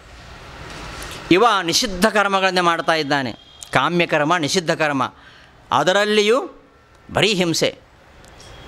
ಹಾಗಾಗಿ ಅವನಿಗೆ ಸ್ವಲ್ಪ ಬುದ್ಧಿವಾದ ಹೇಳಬೇಕು ಅಂತ ಅವನ ಬಳಿಗೆ ಬರ್ತಾರೆ. ಬಂದಾಗ ಪ್ರಾಚೀನ ಬರಿಹಿ ಸ್ವಾಗತಿಸಿ ಮಾತಾಡ್ತಾನೆ. ನ ಜಾನಾಮಿ ಮಹಾಭಾಗ ಪರಂ ವಿದ್ಧಧೀಹಿ ಬ್ರೂಹಿ ಮೇ ವಿಮಲಂ ಜ್ಞಾನಂ ಏನ ಮುಚ್ಚೇಯ ಕರ್ಮಭಿಹಿ. ನನ್ನನ್ನು ಕರ್ಮ ಬಂಧನದಿಂದ ಬಿಡುಗಡೆ ಮಾಡೋದನ್ನು ಕೇಳ್ತಾ ಇದ್ದಾನೆ, ಆದರೆ ಮಾಡ್ತಾ ಇರೋದು ಬಂಧಕವಾಗತಕ್ಕಂತಹ ಕರ್ಮಗಳನ್ನೇ ಮಾಡ್ತಾ ಇದ್ದಾನೆ. ಕರ್ಮವೇ ಶ್ರೇಯಸ್ಸಿಗೆ ಸಾಧನ ಅಂತ ತಪ್ಪಾಗಿ ತಿಳಿದಂತಹ ನಾನು ಪರಮಾತ್ಮನ ಬಗ್ಗೆ ಸರಿಯಾಗಿ ತಿಳ್ಕೊಂಡಿಲ್ಲ. ಆದ್ದರಿಂದ ಈ ಕಾಮ್ಯ ನಿಷಿದ್ಧ ಕರ್ಮಗಳಿಂದ ಮುಕ್ತನಾಗುವ ಹಾಗೆ ನನಗೆ ನಿರ್ಮಲವಾಗಿರತಕ್ಕಂತಹ ಜ್ಞಾನವನ್ನು ಉಪದೇಶ ಮಾಡಿರಿ ಅಂತ ಕೇಳಿದಾಗ ನಾರದರು ಹೇಳ್ತಾರೆ.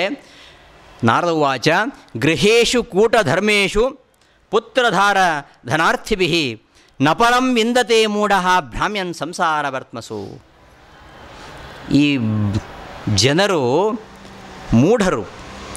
ಅವರು ಯಾವುದು ಪುರುಷಾರ್ಥ ಅಲ್ಲವೋ ಅದನ್ನೇ ಪುರುಷಾರ್ಥ ಅಂದ್ಕೊಂಡು ಈ ಹುಟ್ಟು ಸಾವುಗಳ ಮಾರ್ಗದಲ್ಲಿ ನಿರಂತರವಾಗಿ ಸುತ್ತುತ್ತಾ ಇದ್ದಾರೆ. ಗೃಹೇಶು ಕೂಟಧರ್ಮೇಶು, ಈ ಕಾಮ್ಯ ನಿಷಿದ್ಧ ಕರ್ಮಗಳೇ ತುಂಬಿರುವಂಥದ್ದು ಗೃಹಸ್ಥಾಶ್ರಮ. ಗೃಹಸ್ಥಾಶ್ರಮ ಶ್ರೇಷ್ಠ ಹೌದು, ಆದರೆ ಅಷ್ಟೇ ಅದರಲ್ಲಿ ಕಾಮ್ಯಕರ್ಮಗಳು ತುಂಬ ಇವೆ. ಇಂಥ ಯಜ್ಞಾಗಾದಿಗಳನ್ನು ಗೃಹಸ್ಥನೆ ಮಾಡಬೇಕು, ಯತಿಗಳಿಗೆ ಇಲ್ಲ. ಯತಿಗಳಿಗೆ ಅಗ್ನ್ಯಧಿಕಾರ ಇಲ್ಲ. ಬ್ರಹ್ಮಚಾರಿಗೆ ಅಗ್ನಿಕಾರ್ಯ ಬಿಟ್ಟು ಬೇರೆ ಯಾವ ಹೋಮಾಧಿಕಾರ ಇಲ್ಲ. ಆದ್ದರಿಂದ ಈ ಅಗ್ನ್ಯಧಿಕಾರ ಇರುವಂಥದ್ದು ಗೃಹಸ್ಥನಿಗೆ ಮಾತ್ರ. ಹೆಂಡತಿ ಮಕ್ಕಳನ್ನು ಸಹಿತನಾಗಿರ್ತಕ್ಕಂಥ ಗೃಹಸ್ಥನಿಗೆ ಮಾತ್ರ. ಹೆಂಡತಿ ಇಲ್ಲ ಅಂತ ಏನಿಲ್ಲ. ಗಂಡನಿಲ್ಲ ಅಂತಾದರೆ ಹೆಂಡತಿಗೆ ಹೇಗಿಲ್ಲವೋ ಹಾಗೆ ಹೆಂಡತಿ ಇಲ್ಲ ಅಂತಾದರೂ ಕೂಡ ಗಂಡನಿಗೆ ಯಾವ ಇಂತಹ ಕರ್ಮಗಳನ್ನು ಆಚರಿಸುವ ಹಕ್ಕಿಲ್ಲ. ಅದನ್ನು ನಮ್ಮ ಜನ ಅರ್ಥ ಮಾಡಿಕೊಂಡಿಲ್ಲ. ಬರೀ ಹೆಣ್ಮಕ್ಕಳಿಗೆ ಮಾತ್ರ ಅದನ್ನು ಸೀಮಿತಗೊಳಿಸಿದ್ದಾರೆ. ಹೆಂಡತಿಯನ್ನು ಕಳೆದುಕೊಂಡಂತಹ ವಿದುರ ಯಜ್ಞ ಯಾಗಾದಿಗಳನ್ನು ಮಾಡಲಿಕ್ಕೆ ಆಗೋದಿಲ್ಲ. ಹೆಂಡತಿಯನ್ನು ಬಿಡ್ತಾರೆ, ಬಿಟ್ಟು ಇಲ್ಲಿ ನಿರಂತರ ಧರ್ಮ ಕಾರ್ಯ ಮಾಡ್ತಾರೆ. ಯಾವ ಧರ್ಮ ಕಾರ್ಯ ಮಾಡಲಿಕ್ಕೂ ಅವನಿಗೆ ಹಕ್ಕೇ ಇಲ್ಲ, ಅರ್ಹತೆಯೇ ಇಲ್ಲ. ಯಾಕೆಂದರೆ ಅವ ಹೆಂಡತಿನ ಬಿಟ್ಟೇ ದೊಡ್ಡ ಮಹಾಪಾಪಿಷ್ಠನಾಗಿದ್ದಾನೆ. ಹಾಗಿರುವಾಗ ಅವ ಯಾವ ಧರ್ಮವನ್ನು ಮಾಡಲಿಕ್ಕೆ ಅವನ ಅಧಿಕಾರಿ ಅಲ್ಲ. ಅದಕ್ಕೋಸ್ಕರ ಅವಳನ್ನು ಧರ್ಮಪತ್ನಿ ಅಂತ ಹೇಳೋದು. ಧರ್ಮಪತ್ನಿ ಅಂದ್ರೇನು? ಧರ್ಮಪತ್ನಿ ಅಂದರೆ ಧರ್ಮ ಕಾರ್ಯದಲ್ಲಿ ಪತಿಯನ್ನು ಮುನ್ನಡೆಸೋಳು ಅಂತ. ಪತ್ನಿ ಅಂದರೆ ಪತಿಂ ನಯತೀತಿ ಪತ್ನಿ. ಹೆಂಡತಿ ಅಂದರೆ ಏನು ಕನ್ನಡದಲ್ಲಿ ಗೊತ್ತಿಲ್ಲ. ಹೆಂಡತಿ ಏನು ಹೇಳಲಿಕ್ಕಾಗಲ್ಲ. ಪತ್ನಿ ಸಂಸ್ಕೃತದಲ್ಲಿ ಪತಿಂ ನಯತೀತಿ ಪತ್ನಿ, ಗಂಡನ್ನು ಮುನ್ನಡೆಸುವವಳು. ಅಂದರೆ ಹೆಂಡತಿ ಹೇಳಿದಾಗ ಗಂಡ ಕೇಳಬೇಕು ಅಂತ ಅರ್ಥ ಅಲ್ಲ ಅದರ ಅರ್ಥ. ಹಾಗೆ ಅಮ್ಮವ್ರ ಗಂಡ ತುಂಬ ಇರ್ತಾರೆ. ಅಂದರೆ ಗಂಡನನ್ನು ಸರಿಯಾದ ದಾರಿಯಲ್ಲಿ ನಡೆಸೋಳು ಇವಳೆ ಪತಿಂ ನಯತಿ. ಯಾವುದರಲ್ಲಿ? ಧರ್ಮ ಕಾರ್ಯಗಳಲ್ಲಿ ಪತಿಯನ್ನು ಸರಿಯಾದ ದಾರಿಯಲ್ಲಿ ನಡೆಸ್ತಾಳೆ ಎಂಬ ಕಾರಣಕ್ಕೆ ಅವಳಿಗೆ ಧರ್ಮಪತ್ನಿ ಅಂತ ಹೇಳೋದು. ಅವಳಿಲ್ಲ ಅಂತಾದರೆ ಯಾವ ಧರ್ಮ ಕಾರ್ಯವನ್ನು ಮಾಡಲಿಕ್ಕೆ ಆಗೋದಿಲ್ಲ. ಹಾಗಾಗಿ ಶ್ರೀರಾಮಚಂದ್ರ ಅಶ್ವಮೇಧ ಯಾಗ ಮಾಡಬೇಕಾದರೆ ಸೀತೆಯನ್ನು ಪರಿತ್ಯಾಗ ಮಾಡಿದ್ರಿಂದ ಸೀತೆಯ ಪ್ರತಿಮೆಯನ್ನು ಇಟ್ಟುಕೊಂಡು ಯಾಗ ಮಾಡ್ತಾನೆ. ಪತ್ನಿ ಇಲ್ಲದೆ ಪುರುಷನಿಗೆ ಯಾವ ಧರ್ಮ ಕಾರ್ಯ ಮಾಡಲಿಕ್ಕೆ ಆಗೋದಿಲ್ಲ. ಮಾತ್ರ ಅಲ್ಲ, ಪತ್ನಿ ಇಲ್ಲದೆ ಪತಿಯ ಜೀವನ ಅಪೂರ್ಣ. ಹಾಗೆಯೇ ಪತಿ ಇಲ್ಲದೆ ಪತ್ನಿಯ ಜೀವನವೂ ಅಪೂರ್ಣ. ಅದು ಹೇಗೆ ಅಂದರೆ ಈ ಸರೋವರದಲ್ಲಿ ಕಮಲ ಇದ್ದ ಹಾಗೆ. ಸರೋವರದಲ್ಲಿ ಕಮಲ ಅರಳಿದಾಗ ಎಷ್ಟು ಚೆಂದ ಕಾಣುತ್ತೆ ನೋಡಿ. ಕಮಲ ಇದ್ದಿದ್ದರಿಂದಾಗಿ ಸರೋವರ ಚೆಂದ ಕಾಣುತ್ತೆ. ಸರೋವರ ಇದ್ದಿದ್ದರಿಂದಾಗಿ ಕಮಲಗಳು ಅರಳಿವೆ. ಕಮಲ ಇಲ್ಲದೆ ಸರೋವರ ಚೆಂದ ಕಾಣಲ್ಲ. ಸರೋವರ ಇಲ್ಲದೆ ಕಮಲ ಬದುಕುವುದೇ ಇಲ್ಲ, ಬಳ್ಳಿಯೇ ಬದುಕುವುದಿಲ್ಲ. ಹಾಗೆ ಅಂತ ಗಂಡ ಹೆಂಡತಿಯರ ಒಂದು ದಾಂಪತ್ಯ. ಹಾಗಿರುವಾಗ ಅವರಲ್ಲಿ ಒಬ್ಬರಿಲ್ಲ ಅಂದರೆ ಒಂದು ಅಂಶವೇ ಇಲ್ಲ ಅಂತಾಯಿತು. ಅಂತಹ ಹೆಂಡತಿ ಗಂಡ ಇದ್ದರೆ ಮಾತ್ರ ಈ ಗೃಹಸ್ಥ ಧರ್ಮ ಪಾಲನೆ ಮಾಡಲಿಕ್ಕಿರುವಂಥದ್ದು. ಆದರೆ ಅಂತಹ ಗೃಹಸ್ಥಾಶ್ರಮದಲ್ಲಿ ನಿಷಿದ್ಧ ಕಾಮ್ಯ ಕರ್ಮಗಳೇ ತುಂಬ ತುಂಬಿಬಿಟ್ಟಿದ್ದಾವೆ. ಅಂತಹ ಗೃಹಸ್ಥಾಶ್ರಮದಲ್ಲಿ ಮಕ್ಕಳು, ಹೆಂಡತಿ, ಹಣ ಇದೇ ಪುರುಷಾರ್ಥ ಅಂತೇಳಿದು ಮನುಷ್ಯ ಪುನರಪಿ ಜನನಂ ಪುನರಪಿ ಮರಣಂ, ಮತ್ತೆ ಮತ್ತೆ ಹುಟ್ಟುತ್ತಾನೆ, ಮತ್ತೆ ಮತ್ತೆ ಸಾಯ್ತಾನೆ. ಅದೇ ಮಾರ್ಗದಲ್ಲಿ ಸುತ್ತಾ ಇದ್ದಾನೆ ಹೊರತು ಪರಮಾತ್ಮನ ಅವನು ಹೊಂತಾ ಇಲ್ಲ. ಆದ್ದರಿಂದ ರಾಜ, ನೀನು ನಿಷ್ಕರುಣೆಯಿಂದ ಯಜ್ಞದಲ್ಲಿ ಸಾವಿರಾರು ಪಶುಗಳನ್ನು ಕೊಲ್ಲಿಸಿದ್ದೀಯಾ. ಅವುಗಳು ಕೂಡ ನಿನ್ನ ಹಾಗೆ ಜೀವರಲ್ವಾ? ಅವುಗಳೆಲ್ಲ ಈಗ ಏತೇ ತ್ವಾಂ ಸಂಪ್ರತೀಕ್ಷಂತೆ ಸ್ಮರಂತಹ ವೈಶಸಂತವ, ಅವೆಲ್ಲ ಕಾಯ್ತಾ ಇವೆ. ಅವೆಲ್ಲ ನರಕದಲ್ಲಿ ನೀನು ಯಾವಾಗ ಮೃತನಾಗ್ತೀಯ, ಯಾವಾಗ ನಿನ್ನನ್ನು ನಾವು ಕೋಪದಿಂದ ಕಬ್ಬಿಣದ ಆಯುಧಗಳಿಂದ ಕೊಚ್ಚಿ ಹಾಕಬೇಕು ಅಂತ ಕಾಯ್ತಾ ಇವೆ.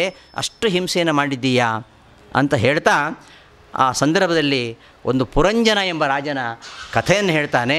ಆ ಕಥೆ ಬಹಳ ಮಾರ್ಮಿಕವಾಗಿರುವಂಥದ್ದು. ಅದಕ್ಕೆ ರಹಸ್ಯವಾಗಿರತಕ್ಕಂತಹ ಮತ್ತೊಂದು ಅರ್ಥವೂ ಇದೆ. ಅಂತಹ ಪುರಂಜನನ ಕಥೆಯನ್ನು ಹೇಳುವ ಮೂಲಕವಾಗಿ ಆ ಪ್ರಾಚೀನ ಬರಿಹಿಯನ್ನು ಎಚ್ಚರಿಸ್ತಕ್ಕಂತಹ ವಿಷಯ ಇನ್ನು ಮುಂದಿನ 2 ದಿನಗಳ ಉಪನ್ಯಾಸ ಸಂಚಿಕೆಯಲ್ಲಿ ಬರುವಂಥದ್ದು. ಅಂತಹ ಪುರಂಜನನ ಉಪಾಖ್ಯಾನವನ್ನು ಮುಂದಿನ ಸಂಚಿಕೆಯಲ್ಲಿ ನೋಡೋಣ ಅಂತ ಹೇಳ್ತಾ ಈ ದಿನದ ಉಪನ್ಯಾಸವನ್ನು ಸಮಾಪ್ತಿಗೊಳಿಸ್ತೇನೆ. ಶ್ರೀಕೃಷ್ಣಾರ್ಪಣಮಸ್ತು.